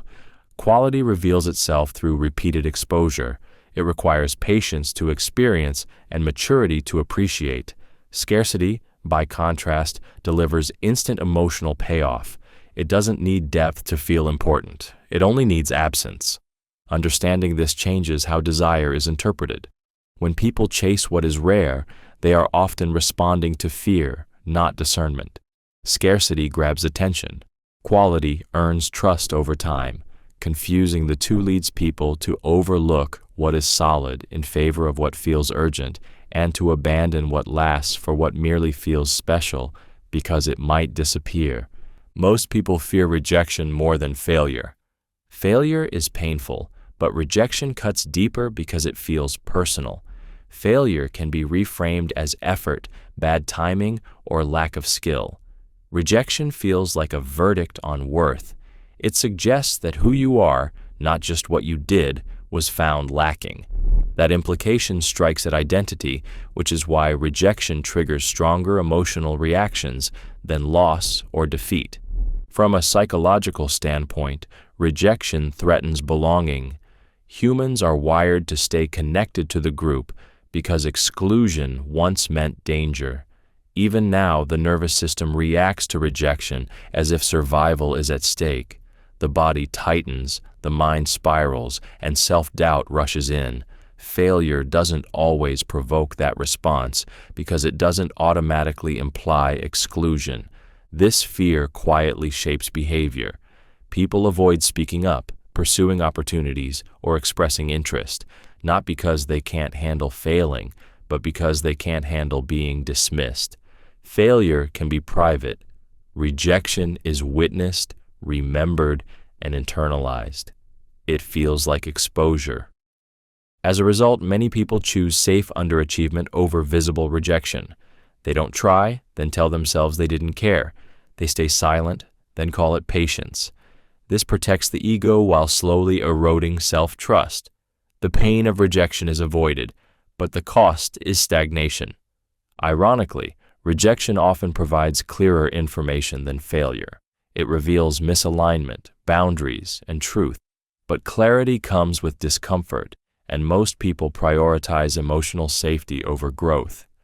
Understanding this fear explains why so many lives are shaped by avoidance rather than desire. People don't lack ambition. They lack tolerance for being seen and not chosen. And so they choose invisibility, mistaking it for peace while quietly wondering what might have happened if rejection hadn't felt more terrifying than failure. People mistake loudness for strength. Loudness is often confused with power because it occupies space quickly and demands attention. When someone speaks forcefully, interrupts often, or dominates conversations, it creates the illusion of certainty. The human brain associates volume and visibility with authority, even when there is little substance behind it. Silence, by contrast, is easily misread as weakness or uncertainty. This confusion comes from fear. Loudness feels decisive and controlling, while quiet presence requires patience and confidence to interpret. In chaotic environments, people gravitate toward whoever sounds like they know what they're doing. Noise fills uncertainty. It reassures others that someone is in charge, even if that person is simply the most aggressive voice in the room. True strength is quieter because it doesn't need constant reinforcement.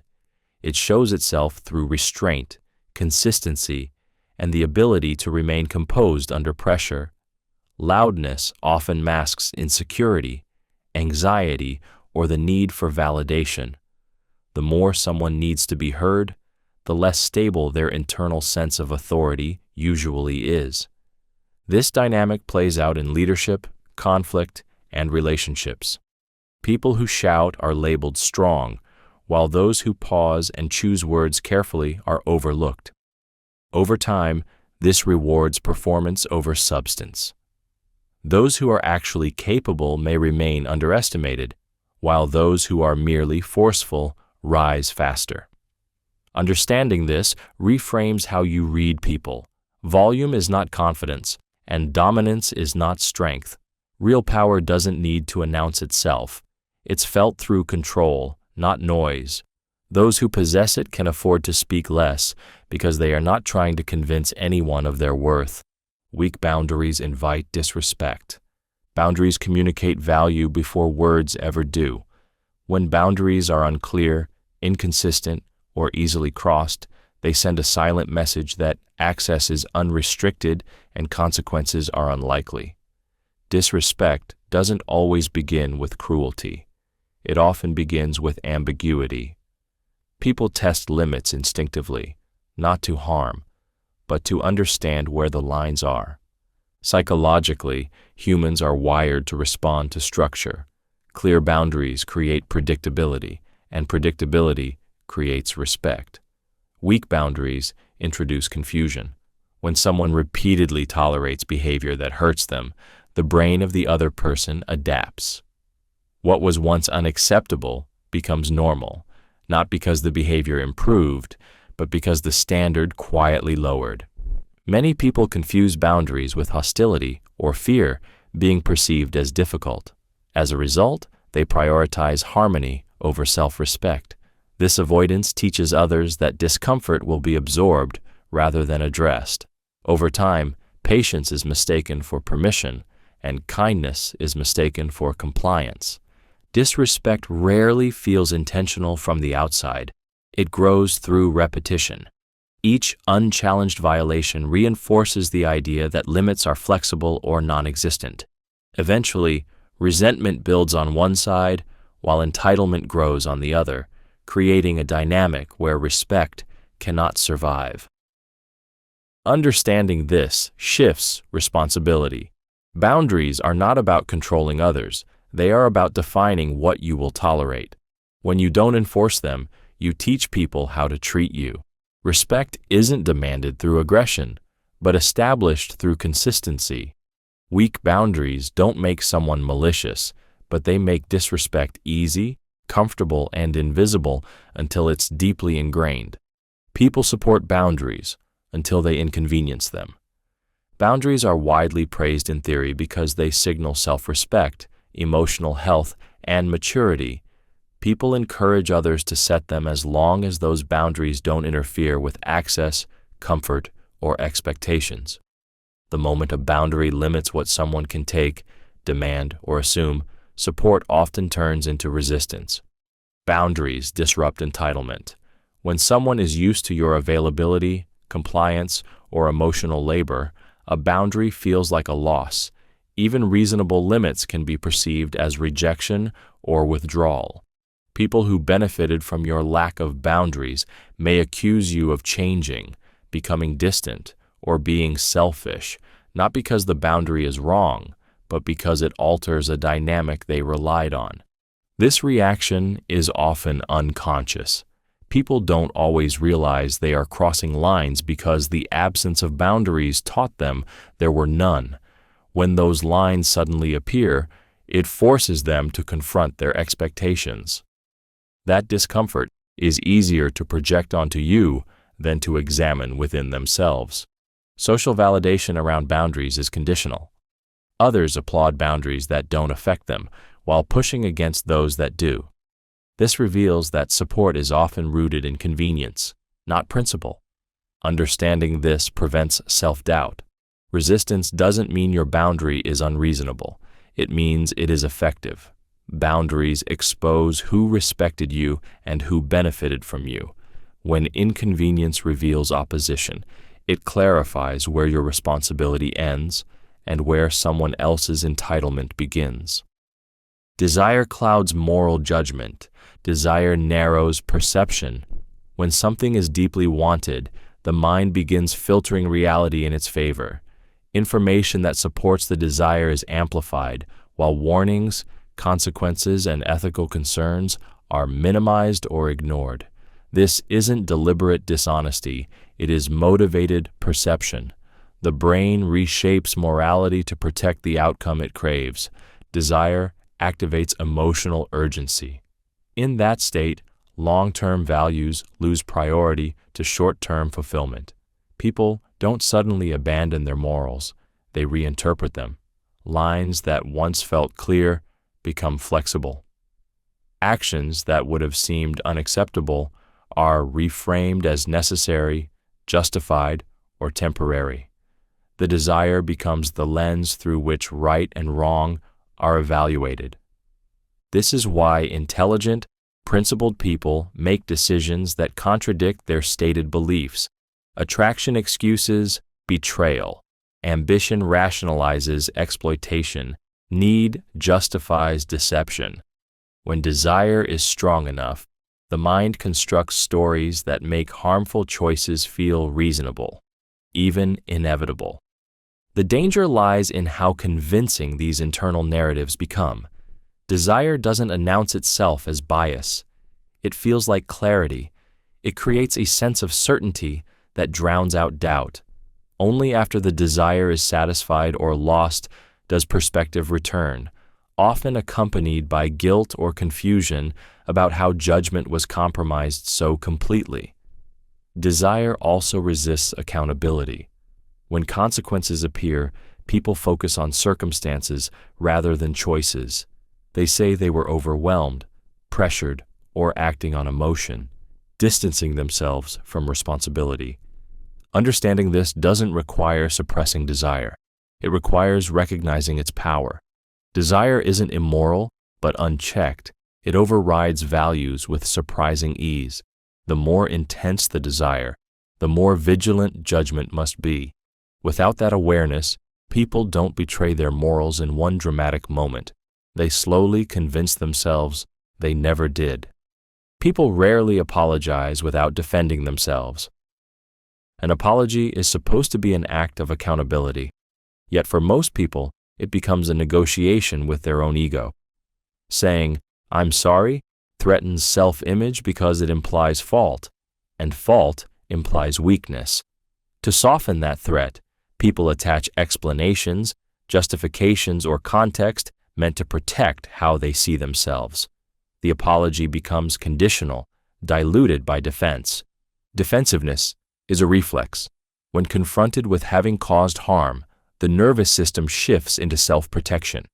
The mind rushes to explain intent, circumstances, or provocation as if being understood matters more than the impact caused. This isn't always malicious. It's often fear of being seen as bad, careless, or unworthy. This is why apologies frequently sound like explanations in disguise. People want forgiveness without fully sitting in responsibility. They want the emotional relief of being absolved without enduring the discomfort of owning the harm cleanly. In doing so, they shift focus away from the person hurt and back onto themselves. A defenseless apology requires emotional maturity. It demands the ability to tolerate shame without escaping it. Few people have practiced this. Most were taught to justify, minimize, or counter rather than to listen and absorb. Understanding this changes expectations. When someone apologizes without defending themselves, it signals rare self-awareness and strength. When they can't, it doesn't always mean they don't care. It often means their ego feels under threat. Still, the impact remains. An apology that centers self-protection may soothe the speaker, but it rarely heals the wound left behind. Being alone scares people more than being unhappy together. Being alone forces confrontation. Without another person to distract, validate, or absorb emotional weight, individuals are left face to face with their thoughts, fears, and unmet needs. That silence can feel threatening. Unhappiness shared with someone else, even when painful, provides structure, familiarity, and a sense of belonging that loneliness does not. Psychologically, the human brain is wired for attachment. Separation triggers the same threat systems as physical danger. Even when a relationship causes distress, the nervous system often prefers predictable discomfort over uncertain isolation. Familiar pain feels safer than the unknown because it is already mapped and understood. This is why people stay in unfulfilling relationships, tolerate emotional neglect, or remain connected long after love has faded. The presence of another person creates the illusion of security. Being alone removes that illusion and exposes emotional vulnerability. Unhappiness together can be rationalized, justified, and normalized. Being alone demands accountability and self-reliance. Social conditioning intensifies this fear. Loneliness is often framed as failure, while enduring unhappy relationships is framed as loyalty or commitment. This narrative pressures people to choose connection at any cost, even when that connection erodes their well-being. Understanding this reveals that fear, not love, often holds relationships together. Choosing solitude requires emotional strength because it strips away avoidance, while being unhappy together numbs pain through shared distraction. Being alone amplifies it temporarily. Yet only in solitude does discomfort turn into clarity. Avoiding loneliness may feel protective, but it quietly postpones the growth that only comes when there is no one else left to lean on. People believe what benefits them. Belief is often mistaken for an objective conclusion, but in reality, it is frequently a strategic choice. People gravitate toward ideas that protect their identity, justify their behavior, or preserve their comfort. What benefits them emotionally, socially, or materially feels more true than what challenges them, regardless of evidence. The mind is not a neutral observer. It filters information through self-interest, fear, and desire. When a belief supports someone's lifestyle, relationships, or self-image, it is reinforced. Contradictory information is dismissed, minimized, or reframed. This isn't always conscious deception. It's psychological survival. Admitting an inconvenient truth can mean admitting fault, responsibility, or loss. This is why people defend beliefs that clearly harm them or others. The belief still serves a function. It might provide certainty, belonging, or a sense of superiority. Letting go of it would create instability. Beliefs that benefit the self feel safer than beliefs that demand change. Social environments strengthen this pattern. Communities reward shared beliefs with acceptance and punish deviation with exclusion. Over time, belief becomes less about truth and more about alignment. What keeps someone included feels right. What threatens that inclusion feels wrong. Understanding this explains why facts rarely change minds. You can present logic endlessly, but if a belief benefits someone, it will be protected. Change only happens when the cost of maintaining the belief becomes higher than the benefit it provides. Until then, belief is less about reality and more about what someone needs to be true. Consistency is rarer than talent. Talent is visible, celebrated, and often misunderstood. Consistency is quiet, repetitive, and easy to overlook. Many people possess natural ability, intelligence, or creativity, but far fewer are willing to show up when motivation fades, recognition is absent, and progress feels slow. Talent creates potential. Consistency determines outcome. The human brain craves novelty and immediate reward. Consistency offers neither. It demands repetition without excitement and effort without applause. This is where most people falter. They confuse intensity with commitment and inspiration with discipline. When the emotional high disappears, so does the behavior. Talent remains unused, waiting for the feeling to return. Consistency also forces confrontation with limits. Repeated effort exposes weakness, boredom, and self-doubt. It removes the comfort of excuses. Talent can hide behind potential, but consistency turns potential into measurable reality. That exposure feels threatening. So many people avoid it by quitting early or constantly switching paths. This is why consistent individuals appear unusually reliable, even when their talent is average. Over time, reliability compounds. Small actions repeated steadily outperform bursts of brilliance, followed by inactivity. Consistency builds trust, skill, and identity. It transforms effort into habit and habit into character. The rarity of consistency explains why so many capable people remain stuck. They wait for alignment, mood, or certainty before acting. Consistent people act first and let alignment follow. Talent may open doors, but consistency keeps them open. Without it, ability becomes a source of frustration rather than achievement. The difference between those who progress and those who stagnate is rarely intelligence or opportunity. It is the willingness to return to the work again and again, long after the excitement is gone. People want shortcuts, not mastery. Mastery is admired because it represents excellence, but it is avoided because it requires time, repetition, and humility. Shortcuts promise the rewards of mastery without the sacrifice. They offer speed, ease, and the illusion of progress. In a culture obsessed with results, the process becomes something to escape rather than endure. The human brain is wired to conserve energy. Mastery demands sustained effort with delayed gratification, which directly conflicts with that instinct. Shortcuts feel intelligent, efficient, and practical. They allow people to believe they are optimizing rather than avoiding the work.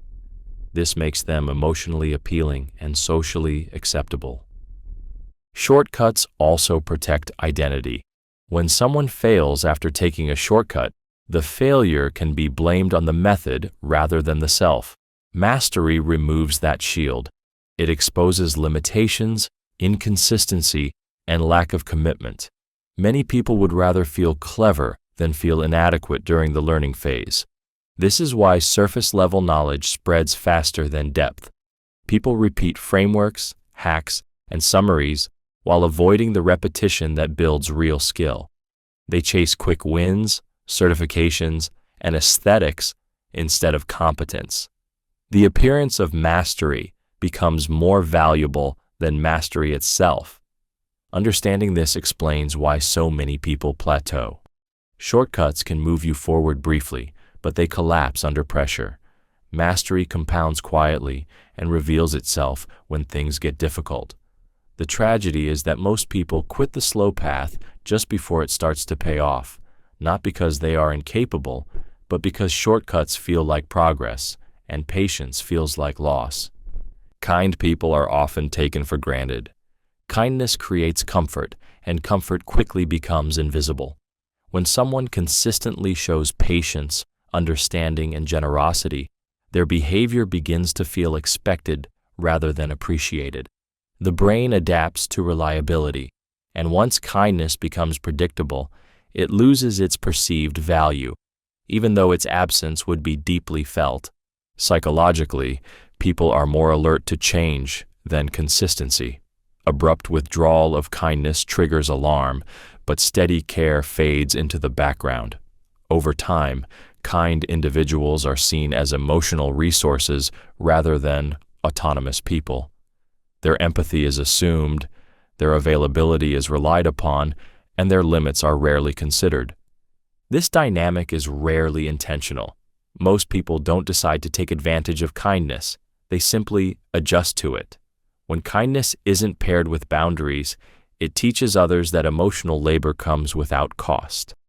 Gratitude diminishes because there is no perceived risk of loss. Kind people also struggle to assert their needs. Many associate kindness with self-sacrifice, believing that asking for reciprocity undermines their goodness. This silence reinforces the imbalance.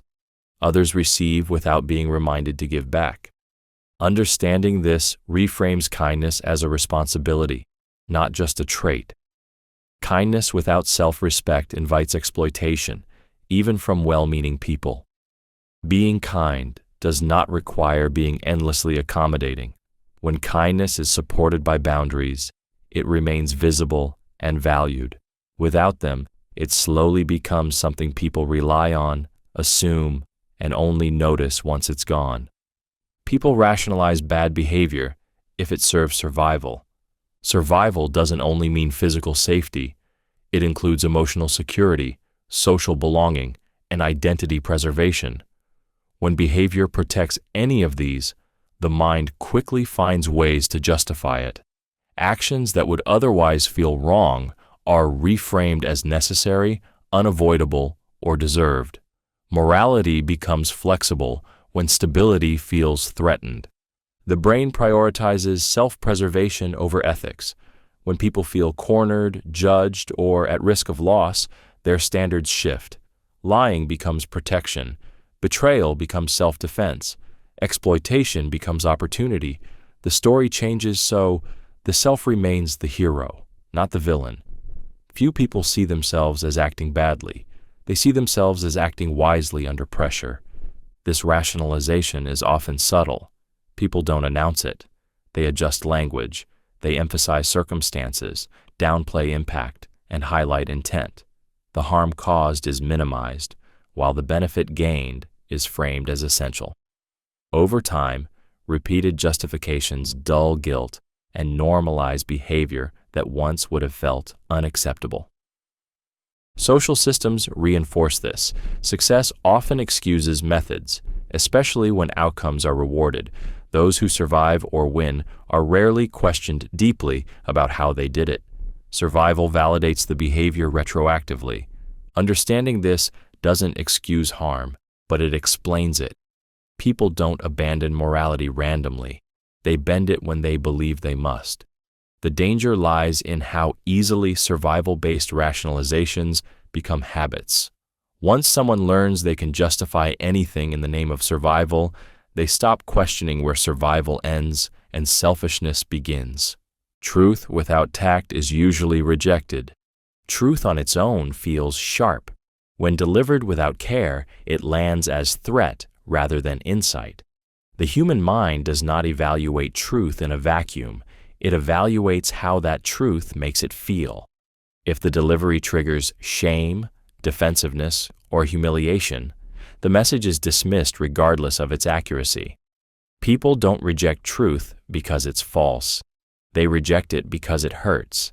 Tact acts as a buffer between reality and identity. Identity is fragile, and when truth challenges it too aggressively, the ego steps in to protect itself. Logic shuts down, emotions flare up, and the focus shifts from the message to the perceived attack. In that state, even the most valid insight becomes unacceptable. This is why people often say they couldn't handle the truth, when in reality, they couldn't handle the delivery. Bluntness is frequently mistaken for honesty, but bluntness prioritizes expression over impact. Tact prioritizes reception. It considers timing, tone, and emotional readiness. Without those elements, truth becomes noise. People are more open to difficult truths when they feel respected, not exposed. When tact is present, truth feels like guidance. When it's absent, truth feels like judgment. The difference determines whether the message is absorbed or resisted. This dynamic appears everywhere. Advice given harshly is ignored. Feedback delivered with contempt is remembered only for the pain it caused. Even when people later realize the truth was accurate, the emotional memory blocks acceptance. Truth needs a doorway. Tact creates that doorway. Without it, truth doesn't enlighten, it provokes, and provocation rarely leads to change because people don't grow while defending themselves. People follow confidence, even when it's wrong. Confidence creates the illusion of certainty, and certainty is deeply comforting to the human mind. When someone speaks decisively, acts without hesitation, and projects belief in their own direction, people assume competence. Doubt feels dangerous. Confidence feels like safety, even when it's built on incorrect assumptions or flawed reasoning. The brain is not optimized for truth. It is optimized for reducing uncertainty. Confidence does that instantly. It removes the burden of thinking, questioning, and choosing. Following someone who appears sure allows others to outsource responsibility. If the outcome fails, the blame feels shared or displaced. That relief is powerful. This is why confident voices dominate rooms regardless of accuracy. Volume, conviction, and assertiveness often outweigh evidence and nuance. Someone who hesitates, qualifies, or admits uncertainty may be more truthful, but they inspire less trust. Truth is complex. Confidence is simple. People choose simplicity when overwhelmed. History, leadership, and everyday life repeat this pattern.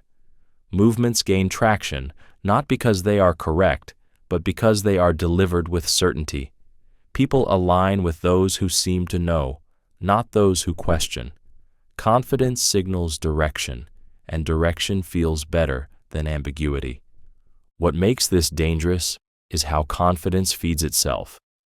The more people follow, the more justified the confidence appears. Validation replaces verification. Over time, wrong ideas harden into accepted narratives because they were delivered boldly enough.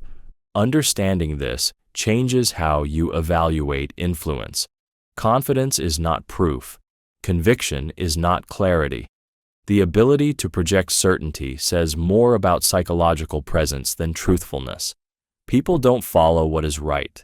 They follow what feels stable, and confidence, even when wrong, often feels like the strongest ground in an uncertain world. People crave meaning, but chase distraction.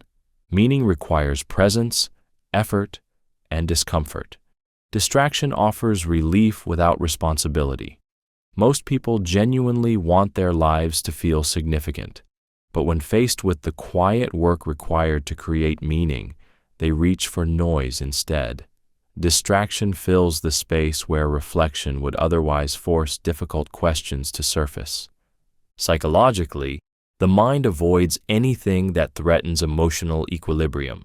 Meaning asks people to confront purpose, direction, and mortality. It raises questions about whether their choices matter and whether they are living in alignment with their values. Distraction numbs those questions. It provides constant stimulation that keeps the brain occupied and the discomfort muted. Modern life amplifies this pattern. Endless content, entertainment, and notifications train the nervous system to seek dopamine over depth. Short bursts of pleasure replace long-term fulfillment. The brain learns to associate stillness with unease and movement with safety, even when that movement leads nowhere.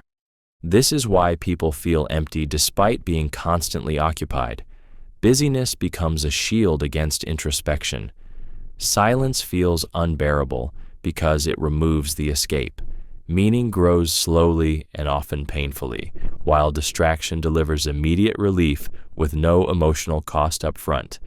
People don't fail to find meaning because they don't want it. They fail because meaning demands accountability.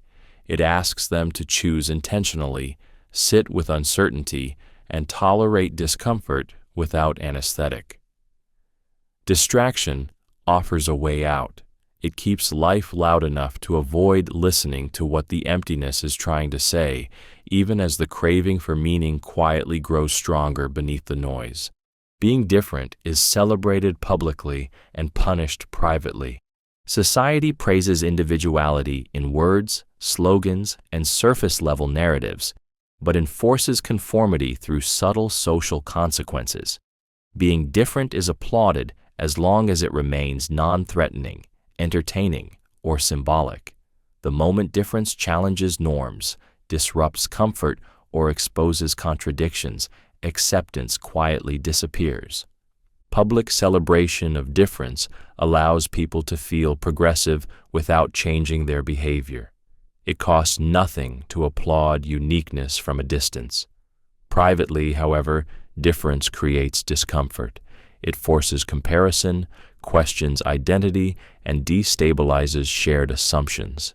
Rather than engaging with that discomfort, people often respond with exclusion, judgment, or quiet withdrawal. This punishment rarely looks dramatic.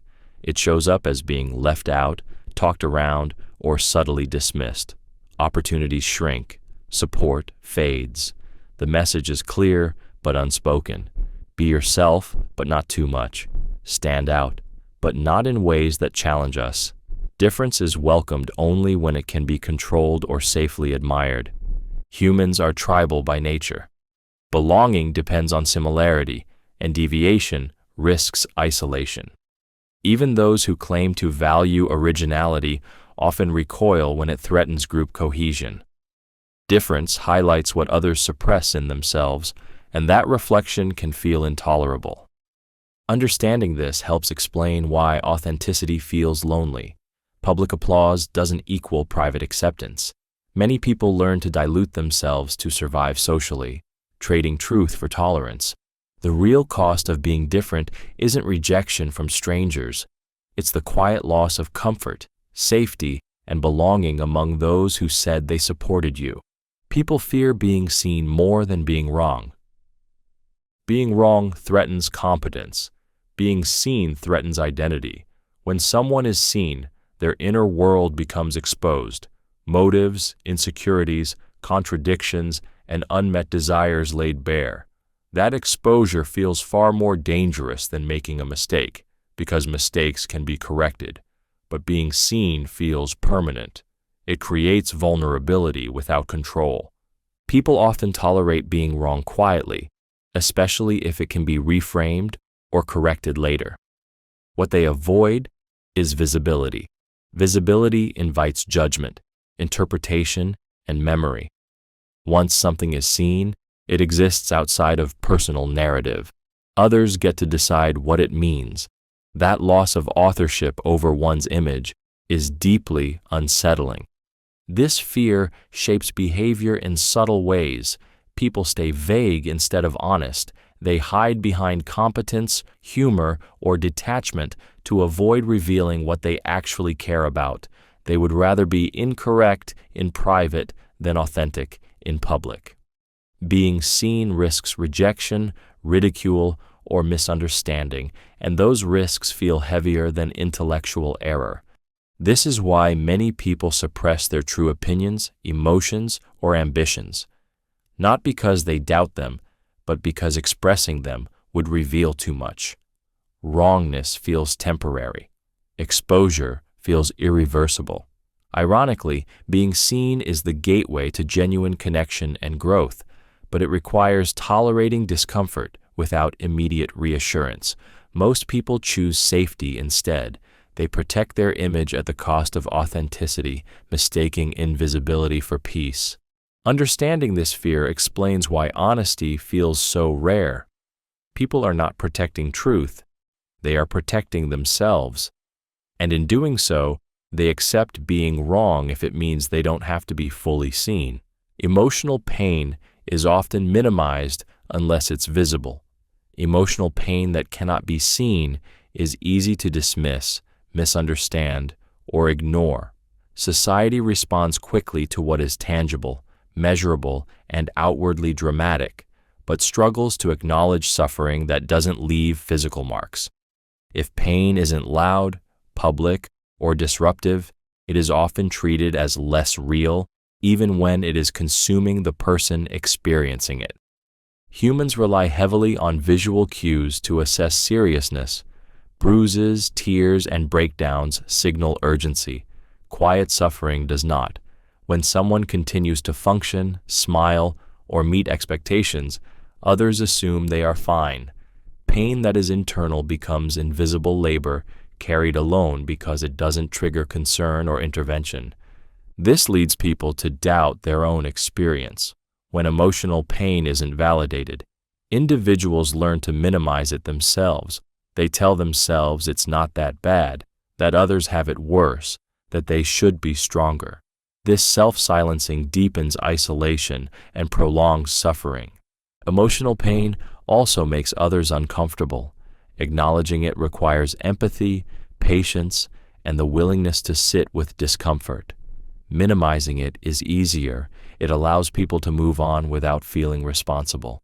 As long as pain isn't visible, it can be treated as optional or exaggerated. This dynamic explains why many people only receive care once they break. Only when pain becomes visible through withdrawal, anger, or collapse does it get taken seriously.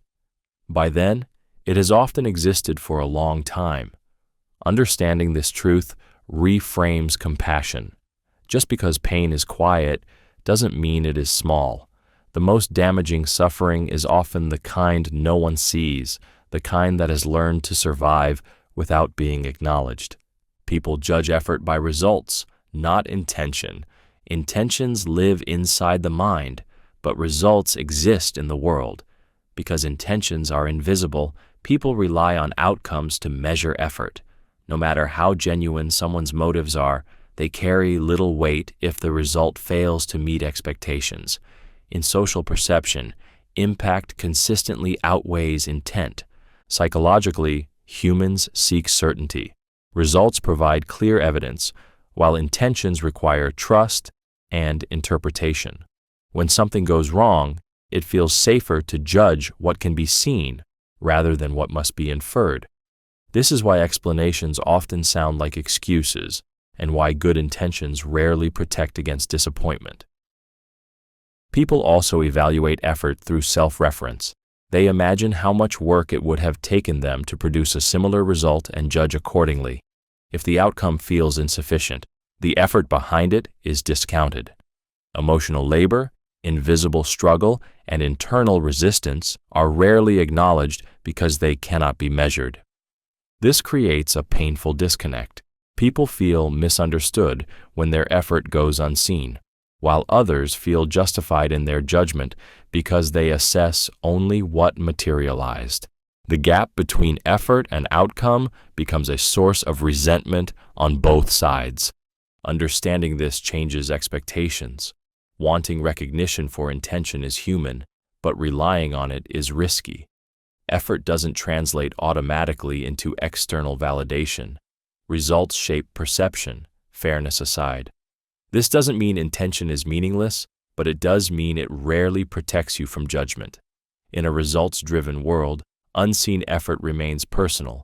While outcomes define how that effort is interpreted by everyone else, familiar pain feels safer than unfamiliar growth.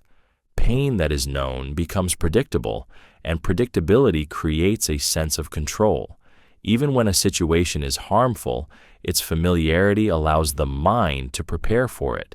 The pain has a shape, a rhythm, and a story attached to it. Unfamiliar growth, by contrast, offers no such certainty. It promises improvement, but demands risk, effort, and the possibility of failure. The human nervous system prioritizes safety over happiness. Familiar pain signals survival because it has been endured before. Growth signals uncertainty, and uncertainty is interpreted as danger. This is why people stay in situations they openly admit are unhealthy. The discomfort they know feels less threatening than the unknown consequences of change. Familiar pain also protects identity. When someone has lived with a certain struggle long enough, it becomes part of how they define themselves. Letting go of it would mean redefining who they are and how they operate in the world. Growth doesn't just change circumstances, it challenges self-concept. This is why progress often triggers anxiety rather than relief. Improvement removes excuses and exposes potential. With growth comes responsibility to do more, be more, and face new expectations. Pain, however, justifies staying small. It explains limitations without demanding transformation. Understanding this reveals why people resist opportunities they claim to want. They aren't choosing pain because they enjoy suffering. They are choosing it because it feels safer than stepping into a version of themselves they haven't learned how to trust yet. People remember favors only when repayment is expected. Favors feel generous in the moment, but memory reshapes them over time.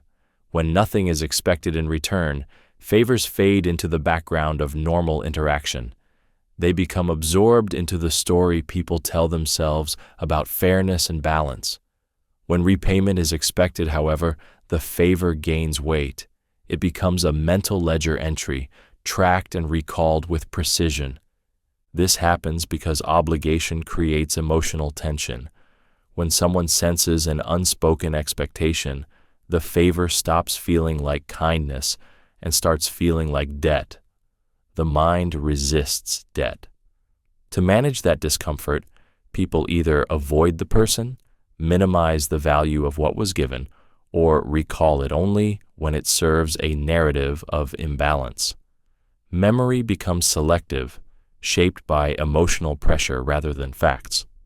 People often believe they are grateful, but gratitude without consequence is passive. It doesn't require action or sustained attention. Once the immediate benefit passes, the favor loses salience unless it resurfaces as a demand. Then it is remembered clearly, sometimes resentfully, because it threatens autonomy. This dynamic explains why unreciprocated generosity can sour relationships. The giver feels unseen. The receiver feels burdened. Neither experience is fully acknowledged, but both are shaped by expectation. When favors are given with strings, even subtle ones, they alter the emotional balance of the relationship. Understanding this truth changes how generosity is practiced. Giving without expectation requires emotional maturity. Expecting repayment requires clarity. When expectations remain unspoken, memory becomes distorted. Favors are not forgotten because people are ungrateful. They are forgotten because only obligation keeps them alive in the mind. Many people prefer certainty over truth. Truth is complex, unstable, and often uncomfortable. It changes with new information and forces people to live with ambiguity. Certainty, on the other hand, feels solid and calming. It offers clear answers, firm identities, and a sense of control. For many people, feeling certain matters more than being accurate because certainty reduces anxiety, while truth often increases it. The human brain is wired to seek predictability. Uncertainty triggers stress responses, while certainty quiets them. Even false certainty can feel safer than an honest admission of not knowing. This is why rigid beliefs are defended so fiercely. Letting go of certainty feels like stepping into chaos, even when the belief itself is flawed. Certainty also protects identity. Truth can threaten how people see themselves, their group, or their past choices. Accepting it may require admitting mistakes, changing behavior, or losing status. Certainty avoids all of that. It allows people to stay aligned with a fixed story where they are right, justified, and secure. This preference shapes opinions, relationships, and entire cultures. People gravitate towards simple narratives over nuanced realities. They follow leaders who speak in absolutes rather than those who acknowledge complexity. Doubt is perceived as weakness, even when it reflects intellectual honesty. Over time, certainty becomes a shield. It blocks growth while providing emotional comfort. Truth asks for flexibility and humility. Certainty asks for loyalty. Most people choose what feels stabilizing in the moment, not what expands understanding. Recognizing this changes how you communicate and what you expect from others. Resistance to truth is rarely about ignorance. It is about fear. Certainty soothes that fear, even when it quietly replaces reality with something easier to hold on to. People respect those who respect themselves. Self-respect is communicated long before it is spoken. It shows up in posture, tone, decisions, and what someone refuses to tolerate. When a person respects themselves, they signal that their time, energy, and boundaries have value. Others respond to that signal instinctively, often without realizing why. Psychologically, humans look to others for cues on how to treat them. When someone consistently honors their own limits, it removes ambiguity. There is no confusion about what is acceptable. This clarity creates structure, and structure invites respect. Without it, people test, push, and take more than they should. Self-respect is not arrogance or dominance. It is quiet certainty. It's the ability to say no without over-explaining, to walk away without hostility, and to stand firm without needing validation. These behaviors communicate stability, and stability feels trustworthy. People gravitate toward those who appear internally anchored. When self-respect is absent, kindness and competence are often overlooked. People who tolerate disrespect teach others that their needs are negotiable. Over time, this erodes how they are treated, not because others are cruel, but because the standard was never enforced. Understanding this reframes respect as a reflection, not a reward. People rarely respect someone into self-worth. Self-worth comes first. When you treat yourself as valuable, others adjust accordingly. Respect is not demanded through words, but demonstrated through consistent self-alignment. The way you relate to yourself becomes the blueprint others unconsciously follow. Most people avoid difficult conversations at all costs. Difficult conversations threaten comfort, identity, and belonging all at once. They carry the risk of conflict, rejection, and emotional exposure. For most people, that risk feels heavier than the cost of silence. Avoidance becomes a coping strategy, not because people don't know what needs to be said, but because saying it forces them to face uncertainty they can't control. The human nervous system reacts to confrontation as if it were danger. Heart rate increases, stress responses activate, and the mind searches for escape. Silence feels safer. Delay feels strategic. People tell themselves the timing isn't right, that it will resolve on its own, or that bringing it up would only make things worse. These rationalizations ease anxiety while keeping the problem intact. Avoidance also preserves self-image. Speaking honestly may require admitting fault, setting boundaries, or risking disapproval. It's easier to endure resentment than to risk being misunderstood. Over time, unspoken truths harden into distance, passive aggression, or quiet detachment. This is why relationships often end without real closure. What needed to be said was never voiced, and what was never voiced became impossible to repair. Difficult conversations are postponed until emotions leak out in less controlled ways. Understanding this reframes silence. Silence isn't peace, it's deferred discomfort. Every avoided conversation doesn't disappear, it waits. And the longer it waits, the more power it gains, shaping behavior and relationships from the background while pretending not to exist. People excuse behavior they would condemn in others. Moral standards feel absolute until they apply inward. When judging others, people rely on outcomes and visible behavior. When judging themselves, they rely on intentions, context, and emotional justification. This double standard isn't usually conscious.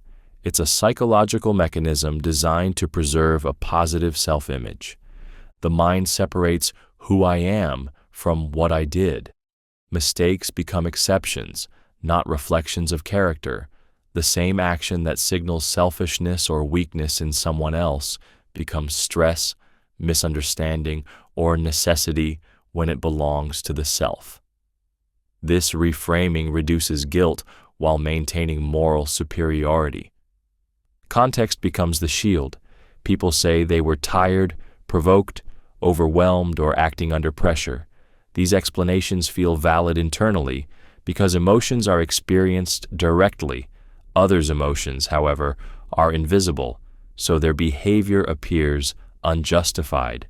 This asymmetry creates confidence in one's own righteousness while dismissing others' complexity. This pattern is reinforced socially. Admitting hypocrisy threatens identity and belonging. It's easier to condemn externally than to confront internal inconsistency. Over time, people build narratives that allow them to remain the hero of their own story, regardless of contradiction. The danger is not imperfection, but blindness. When behavior is excused repeatedly, growth stalls. Patterns repeat under the illusion of exception. People demand accountability from others while granting themselves endless understanding. Recognizing this tendency is uncomfortable because it removes moral shelter. It forces alignment between values and actions. Most people avoid that discomfort by maintaining two standards, one public and rigid, one private and forgiving. The gap between them explains much of human conflict, resentment, and self-deception. Trust is built slowly and destroyed instantly. Trust forms through repetition, consistency, and time. It grows quietly as small actions align with words, again and again.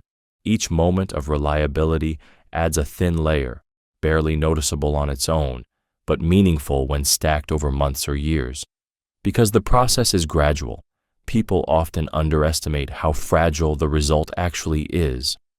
The same mind that builds trust carefully can shatter it in a single moment.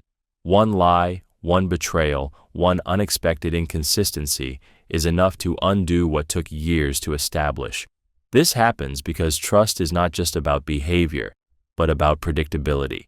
When predictability breaks, the brain shifts into threat detection. It stops assuming safety and starts scanning for risk.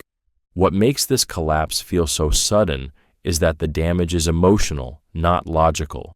Even if the betrayal is explained, justified, or apologized for, the sense of safety doesn't return on command. Once doubt enters, every past interaction is re-examined. The mind rewrites history, searching for signs it missed. Rebuilding trust is harder than building it the first time. The memory of betrayal lingers longer than the memory of reliability. People may forgive, but their nervous system remembers. It stays alert, cautious, and guarded, even when they want to move on. Understanding this changes how you treat relationships. Trust is not proven through grand gestures, but through restraint and consistency. It is easy to damage without intending to. The tragedy is that people often realize the value of trust only after it's gone, when no amount of explanation can restore what once felt effortless and safe. People don't want solutions. They want validation. When people share problems, they are often seeking emotional safety, not resolution. Solutions imply responsibility, change, and effort. Validation offers relief without demanding action. It tells someone their feelings make sense and that they are not wrong for feeling the way they do. For the nervous system, that reassurance comes before any desire to fix the issue. Psychologically, being understood calms threat responses. When someone jumps straight to solutions, it can feel dismissive, as if the emotional experience was skipped over. The brain interprets this as a lack of empathy. Validation, on the other hand, signals connection. It says, "You're seen," which lowers defensiveness and creates a sense of belonging. This is why advice often frustrates rather than helps. Even when the solution is logical, it can feel invalidating if it bypasses emotion. People want their pain acknowledged before it's addressed. Without that acknowledgement, solutions feel like pressure rather than support. Validation also preserves identity. Accepting a solution may require admitting fault, changing behavior, or letting go of familiar narratives. Validation allows people to stay where they are while feeling justified. It soothes discomfort without threatening self-image. Understanding this changes how you listen. Offering validation doesn't mean endorsing stagnation. It means recognizing the emotional need beneath the problem. Only after someone feels understood does their mind open to change. Until then, solutions feel like intrusion. People don't resist help because they are irrational. They resist it because being emotionally validated feels safer than being required to evolve. Attention can feel like love to the unloved. When someone has gone long without feeling seen, attention becomes intoxicating. It fills a void that love was meant to occupy. For the unloved, attention signals existence. It says, "You matter enough to be noticed," and that alone can feel deeply emotional, even when no genuine care is present. The human need to be seen is fundamental. Without it, identity begins to blur. Attention provides immediate feedback, affirmation, and stimulation. It activates the same emotional pathways as connection, creating the illusion of intimacy. For those deprived of love, the distinction between being noticed and being cared for becomes dangerously thin. This is why people tolerate shallow interactions, inconsistency, or even mistreatment as long as attention continues. The absence of attention feels like abandonment, while its presence feels like warmth. Attention doesn't require commitment, but it creates attachment. Love requires consistency, safety, and depth, which are harder to recognize when emotional hunger is intense. Social environments amplify this confusion. Likes, messages, and validation offer constant attention without responsibility. For someone starved of affection, this stimulation can feel like connection, even when it lacks substance. The emotional high masks the emptiness underneath. Understanding this explains why people chase attention that never turns into love. They aren't foolish. They are compensating for a deficit. Until someone learns the difference between being seen and being held, attention will continue to feel like love, and love will feel unfamiliar, distant, or undeserved. People admire confidence even when it's empty. Confidence operates as a shortcut for competence. When someone appears certain, decisive, and unbothered by doubt, the mind fills in the gaps with assumed ability. This happens even when there is little substance behind the display. Humans are wired to follow signals, and confidence is one of the strongest signals available. It feels like direction, even when it's hollow. Empty confidence works because most people fear uncertainty more than error. A confident stance reduces ambiguity. It offers a sense of stability in environments where clarity is scarce. Faced with doubt, people often prefer someone who sounds sure over someone who is careful and nuanced. Certainty feels comforting, regardless of accuracy. This dynamic is reinforced socially. Confident individuals speak more, interrupt more, and occupy more space. Their visibility amplifies perceived value. Meanwhile, those who are thoughtful or unsure are interpreted as less capable, even when they possess deeper understanding. Confidence doesn't need evidence to be persuasive. It needs presence. The danger lies in how rarely confidence is questioned. Once admired, it self-reinforces. Praise strengthens performance, and performance strengthens belief. Over time, empty confidence becomes protected by social feedback loops, while quieter competence remains unseen. People mistake calm delivery for truth and decisiveness for depth. This leads to systems where appearance outweighs substance and perception overrides reality. The admiration isn't for knowledge, but for the relief confidence provides. Understanding this shifts how influence is recognized. Confidence is powerful, but not inherently meaningful. It is a signal, not proof. When people learn to separate certainty from substance, they regain agency. Until then, empty confidence will continue to be rewarded, not because it deserves admiration, but because it feels easier to believe. People rarely see themselves as the villain. Most people experience life as the protagonist of their own story. Their actions feel justified because they are backed by intention, context, and internal reasoning. Harm done to others is filtered through explanation, while harm received feels direct and undeniable. This imbalance makes it difficult for people to view themselves as the villain, even when their behavior causes real damage. The mind is designed to protect identity. Seeing oneself as cruel, selfish, or harmful creates cognitive dissonance, so the brain reframes events to preserve a positive self-image. Mistakes become misunderstandings. Hurtful actions become necessary decisions. Responsibility is softened by circumstance. In this way, people don't deny what happened, they reinterpret it. This self-protection is why conflicts feel so one-sided.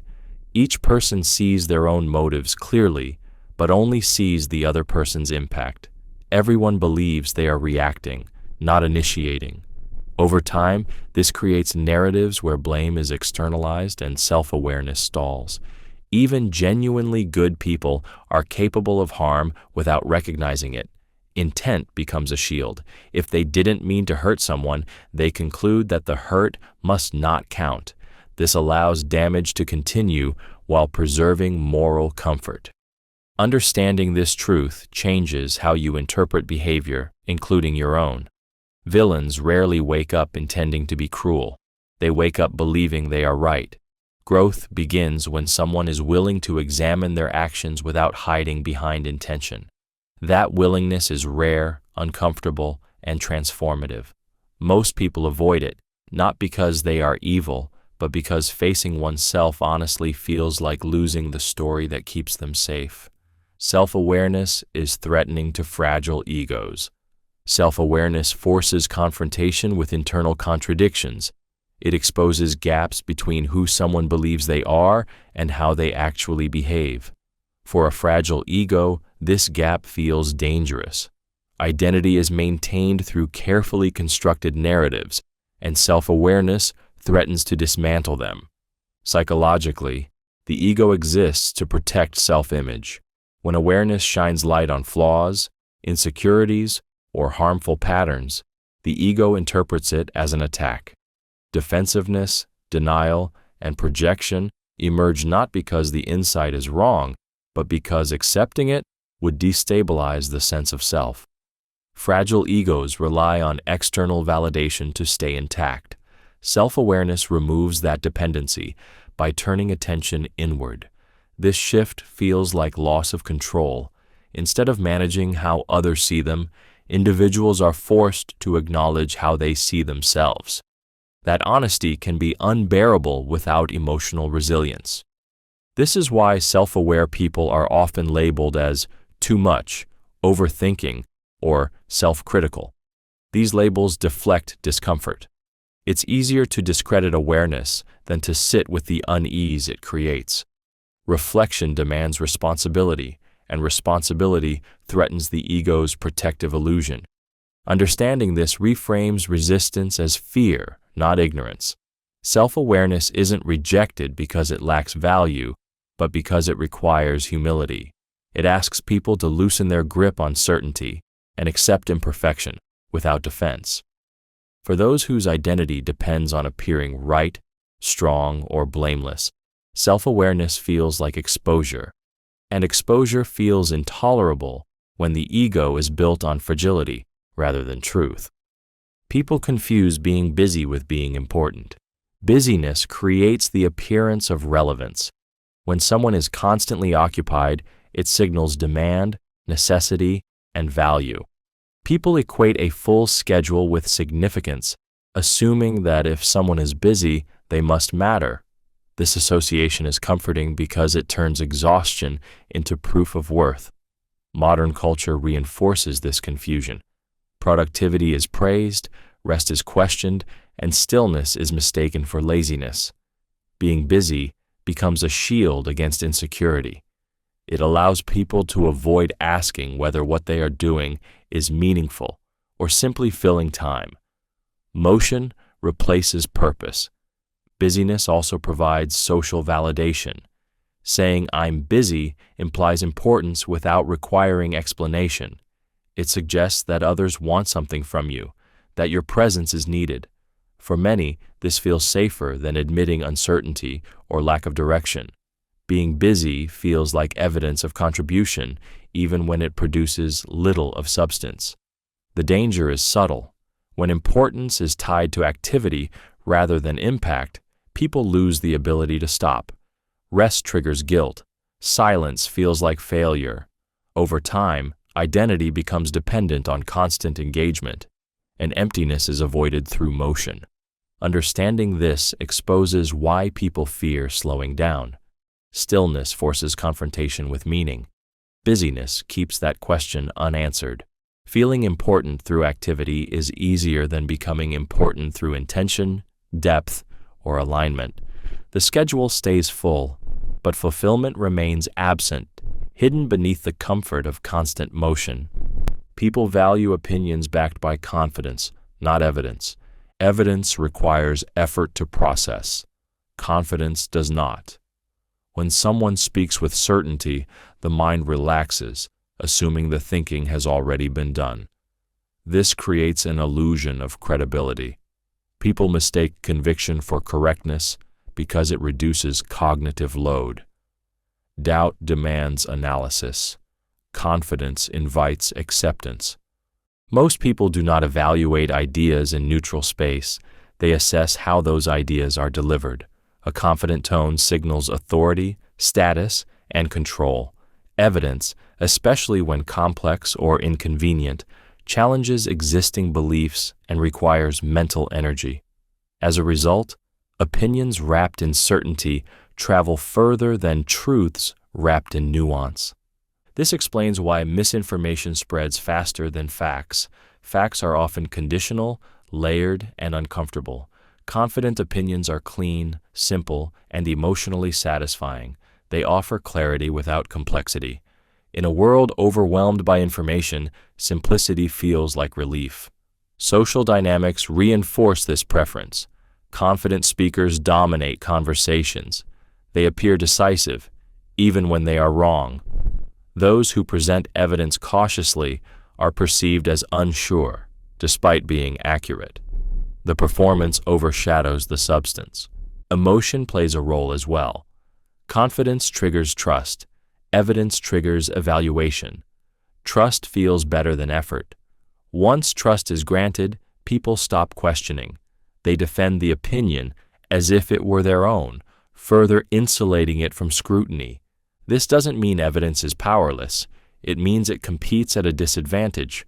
Without confidence, evidence is ignored. Without delivery, truth remains invisible. Understanding this reveals a hard truth about influence. People don't follow what is proven. They follow what feels certain. Until evidence is paired with conviction, confidence will continue to outweigh truth in the minds of many. Emotional comfort often beats moral consistency. Moral consistency requires confrontation, restraint, and the willingness to sit with discomfort. Emotional comfort offers immediate relief. When the two conflict, most people choose what soothes them in the moment rather than what aligns with their stated values. This doesn't happen through deliberate hypocrisy, but through quiet emotional negotiation. The human mind is skilled at bending principles to reduce inner tension.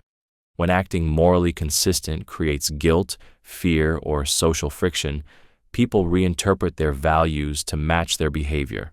This protects emotional stability. It feels easier to adjust beliefs than to endure discomfort, especially when the consequences are internal rather than visible. This is why people justify actions they would criticize in others. When moral rules threaten self-image or relationships, they become flexible. Consistency demands accountability, while emotional comfort allows escape. Over time, values turn into preferences rather than commitments. Emotional comfort is also socially reinforced. Challenging wrongdoing risks rejection, conflict, or isolation. Staying silent preserves harmony. People convince themselves that peace is more important than principle, not realizing that avoidance is still a choice with moral weight. This pattern shapes institutions, relationships, and personal decisions. People align with what feels safe rather than what is right. They avoid hard conversations, excuse harmful behavior, and prioritize belonging over integrity. The cost is subtle but cumulative. Understanding this reframes disappointment in others. Inconsistency is not always about bad character. It's often about fear of emotional pain. Moral consistency asks people to tolerate discomfort without immediate reward. Emotional comfort offers instant relief. Most people take relief even when it quietly erodes the values they claim to live by. People treat time as infinite until it isn't. Time feels endless when its limits are abstract. When there is no immediate consequence, the mind assumes there will always be another chance, another conversation, another year. This illusion allows people to delay decisions, postpone growth, and tolerate situations they know are misaligned. Urgency feels unnecessary when tomorrow feels guaranteed. Psychologically, humans struggle to emotionally register long-term consequences. The brain prioritizes present comfort over future reality. As long as life appears stable, time is experienced as a renewable resource rather than a finite one. This is why people wait to speak honestly, to leave, to start, or to change, believing they can always do it later. It often takes loss to collapse this illusion. A missed opportunity, a sudden ending, or the realization that a season has passed without notice forces time into focus. What once felt abundant suddenly feels scarce. Regret surfaces not because time disappeared, but because awareness arrived too late. People rarely waste time intentionally. They spend it assuming it will remain available. Routine numbs perception. Days blend together, and urgency fades. Only when something becomes irreversible does the value of time fully register. Understanding this reframes procrastination and complacency. It isn't laziness, it's a miscalculation. Treating time as infinite feels safe, but it quietly erodes possibility. The cost isn't paid up front. It's collected later, all at once, when there is no longer enough time left to reclaim what was postponed. Many people want growth without discomfort. Growth is often imagined as improvement without disruption, progress without pain, and change without loss. People desire the results of transformation while resisting the process that makes it possible. Discomfort is framed as a flaw in the journey rather than its engine. When discomfort appears, many assume something has gone wrong. The human mind seeks expansion only when it feels safe. Discomfort signals risk, uncertainty, and the potential for failure. Growth threatens identity by challenging habits, beliefs, and self-concepts that once provided stability. Wanting growth without discomfort is really wanting change without sacrifice, which contradicts how transformation works. This is why motivation fades quickly. Initial excitement carries people to the edge, but discomfort marks the point where growth actually begins. Instead of leaning in, many retreat, convincing themselves they need better timing, more clarity, or the right conditions. These delays feel responsible, but function as avoidance. Culture reinforces this illusion by selling effortless improvement.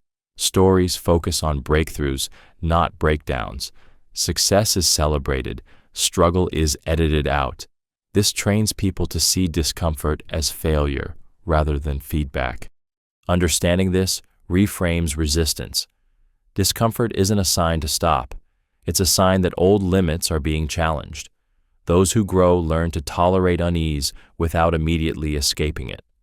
Those who don't remain stuck chasing potential while avoiding the very sensations that would turn it into reality.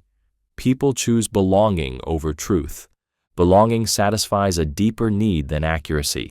Truth can inform, but belonging protects. It signals safety, acceptance, and survival within a group. When truth threatens membership, most people quietly abandon it. This choice is rarely framed as dishonesty. It feels like loyalty, harmony, or being realistic. The human nervous system is wired to avoid exclusion. Disagreement risks separation, and separation triggers fear. As a result, people learn to soften opinions, stay silent, or adopt the beliefs of the group, even when those beliefs feel wrong internally. Truth becomes negotiable when acceptance is on the line. This is why people defend ideas they privately doubt. It's why harmful norms persist long after they're exposed. Challenging a shared belief risks being labeled difficult, disloyal, or dangerous. For many, that social cost feels heavier than living with internal contradiction. Belonging also offers identity. Groups provide language, values, and meaning. Losing that framework can feel like losing the self. Truth, when it isolates, leaves a vacuum. Most people choose the certainty of shared illusion over the uncertainty of standing alone. Over time, repeated compromise dulls internal honesty. People stop noticing the gap between what they think and what they say. The discomfort fades, replaced by alignment with the group narrative. Truth becomes abstract, while belonging becomes concrete and daily. Understanding this explains why change is slow and resistance is emotional.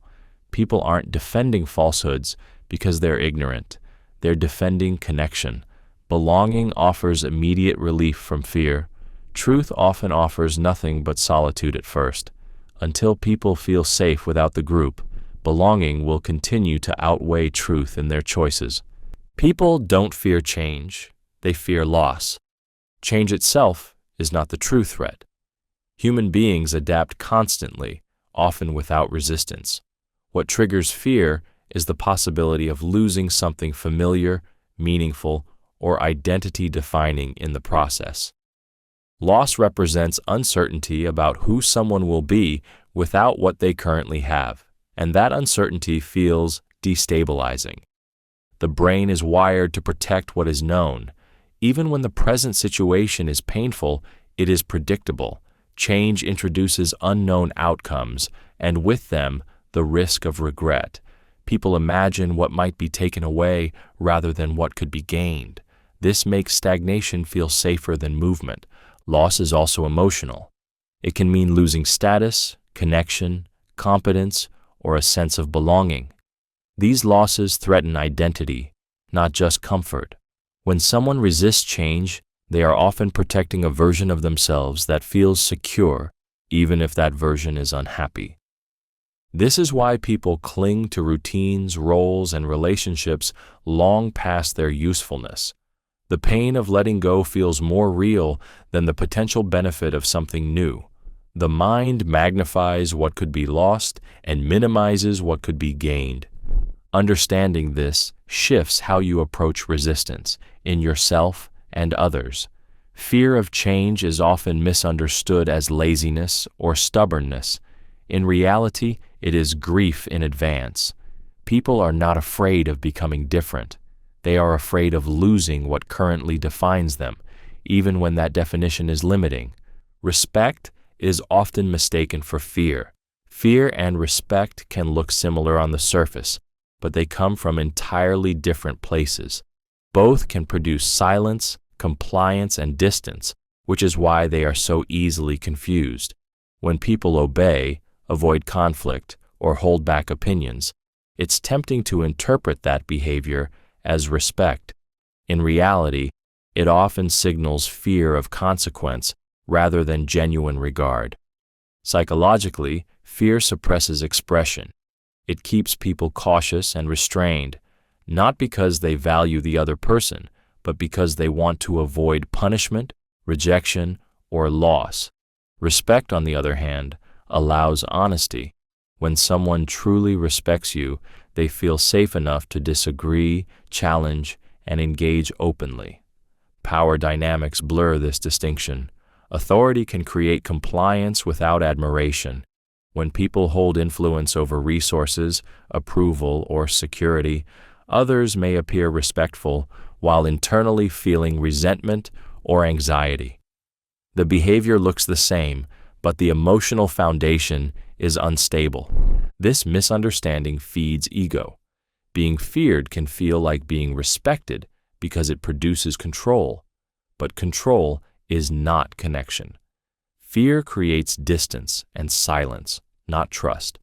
The moment power shifts or consequences disappear, fear evaporates, and so does the obedience it produced. Understanding this changes how respect is measured. True respect is voluntary. It persists without pressure and survives disagreement. It isn't enforced through intimidation or status. When someone confuses fear for respect, they may feel powerful, but they are standing on something fragile. Fear keeps people in line. Respect keeps them present by choice. People are kinder when nothing is at stake. Kindness is easiest when it costs nothing. When no outcome depends on it, generosity feels natural, even virtuous. People are warm when there is no competition, no risk, and no personal loss involved. The moment something valuable is on the line, kindness becomes conditional, calculated, or quietly withdrawn. When stakes appear, self-preservation activates. Fear of losing status, resources, control, or validation shifts behavior. Empathy narrows. People begin protecting interests rather than principles. What once felt like compassion now feels like a liability. Kindness is weighed against consequence and often deemed too expensive. This is why people are supportive from a distance, but hesitant up close. They cheer for fairness until it threatens advantage. They value honesty until it complicates outcomes. When kindness requires sacrifice, exposure, or discomfort, it stops feeling noble and starts feeling risky. Low-stakes kindness allows people to maintain a positive self-image. High-stakes kindness tests character. It demands consistency under pressure, not just good intentions.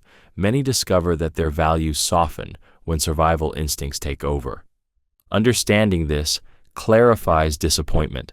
When kindness disappears during conflict or competition, it's not always betrayal, it's revelation. It shows where someone's limits are and what they prioritize when comfort is threatened. True kindness isn't proven when things are easy. It's revealed when something meaningful could be lost and someone chooses compassion anyway. Most people underestimate how replaceable they are. People like to believe their presence is essential, that their absence would create a lasting gap. This belief provides emotional security and reinforces identity. In reality, most systems, relationships, and environments adapt quickly. Life continues, roles are filled, patterns resume. The discomfort comes not from being replaced, but from realizing how little disruption replacement causes. This underestimation is rooted in proximity bias. People experience their own effort, sacrifice, and intention intimately, so they assume others perceive it with the same weight. They confuse internal investment with external irreplaceability. What feels central from the inside often appears functional from the outside. Organizations reveal this most clearly. Years of loyalty can be resolved with a short transition period. Relationships expose it even more painfully. Someone who felt indispensable can be replaced by a different presence meeting similar emotional needs. The form changes, but the function remains. This isn't cruelty, it's adaptability. Believing oneself to be irreplaceable also protects the ego from insecurity. Accepting replaceability forces confrontation with a harder truth. Value must be continually demonstrated, not assumed. Comfort grows when people believe they are permanent. Growth happens when they realize they are not. This realization often arrives abruptly, triggered by silence, loss, or being overlooked. It feels humiliating at first because it strips away illusion, but it also restores agency. When people understand they are replaceable, they stop relying on past contributions and start focusing on present relevance. Replaceability doesn't mean insignificance. It means no one is exempt from change. Those who understand this invest in substance rather than status, depth rather than entitlement. They stop assuming importance and start embodying it. The danger isn't being replaceable. The danger is believing you aren't and living accordingly. People remember who ignored them more than who helped them. Being ignored triggers a deeper psychological wound than being helped heals. Help creates relief, but ignoring someone signals rejection, invisibility, and low worth. The human brain is highly sensitive to social exclusion because historically, being overlooked meant danger. That sensitivity still exists, shaping memory and emotional response. When someone reaches out and is met with silence, the mind fills the gap with meaning. Questions form immediately. Was I not important? Did I say something wrong? Do I matter at all? These unanswered questions embed themselves into memory because they threaten belonging. Help, by contrast, answers a need and then fades into normalcy. This is why neglect feels heavier than gratitude feels uplifting. Assistance stabilizes, ignoring destabilizes. The pain of being unseen activates self-doubt and rumination, which strengthens memory retention. People replay moments of dismissal far longer than moments of support. Ignoring someone also removes closure. Help has an end. Neglect lingers because nothing resolves it. The absence of response becomes a story the mind keeps revisiting, trying to make sense of what was never explained. Over time, this shapes relationships and perceptions. People may forget who stood by them, but they rarely forget who made them feel invisible when they needed acknowledgement. This isn't ingratitude, it's psychology. Pain imprints more deeply than relief. Understanding this highlights the quiet power of attention. A response, even a small one, can matter more than a grand gesture later. Ignoring someone doesn't just pass unnoticed. It often becomes the moment they remember most, long after everything else has faded. Desire makes people blind. Resentment makes them cruel. Desire narrows perception. When someone wants something deeply, their mind filters out information that threatens that want. Red flags become justifications, inconsistencies become hope, and warnings become obstacles to overcome. Desire focuses attention so intensely that objectivity fades. What matters is not what is true, but what keeps the desire alive. Psychologically, desire activates reward systems that override caution. The brain prioritizes anticipation over accuracy. It fills in gaps with fantasy and suppresses doubt because doubt interferes with pursuit. This blindness isn't stupidity, it's chemistry. People don't ignore reality because they can't see it. They ignore it because seeing it would force them to let go. Resentment works in the opposite direction, but with equal force. Where desire idealizes, resentment dehumanizes.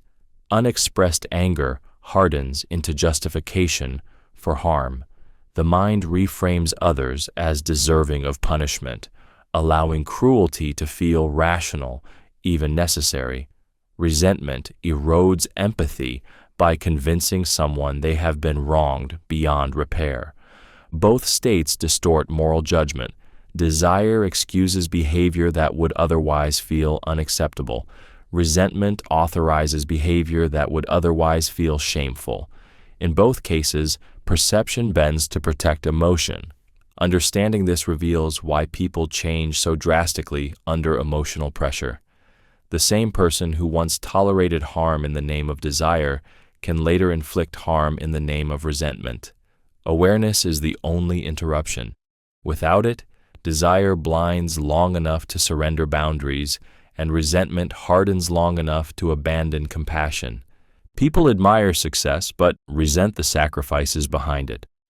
Success is celebrated as an outcome, not respected as a process. People praise the visible results while quietly rejecting the invisible costs that made them possible. The discipline, isolation, and trade-offs required to succeed create discomfort for those who didn't choose them. Admiration and resentment often coexist, even when people aren't aware of it. Seeing someone succeed forces comparison.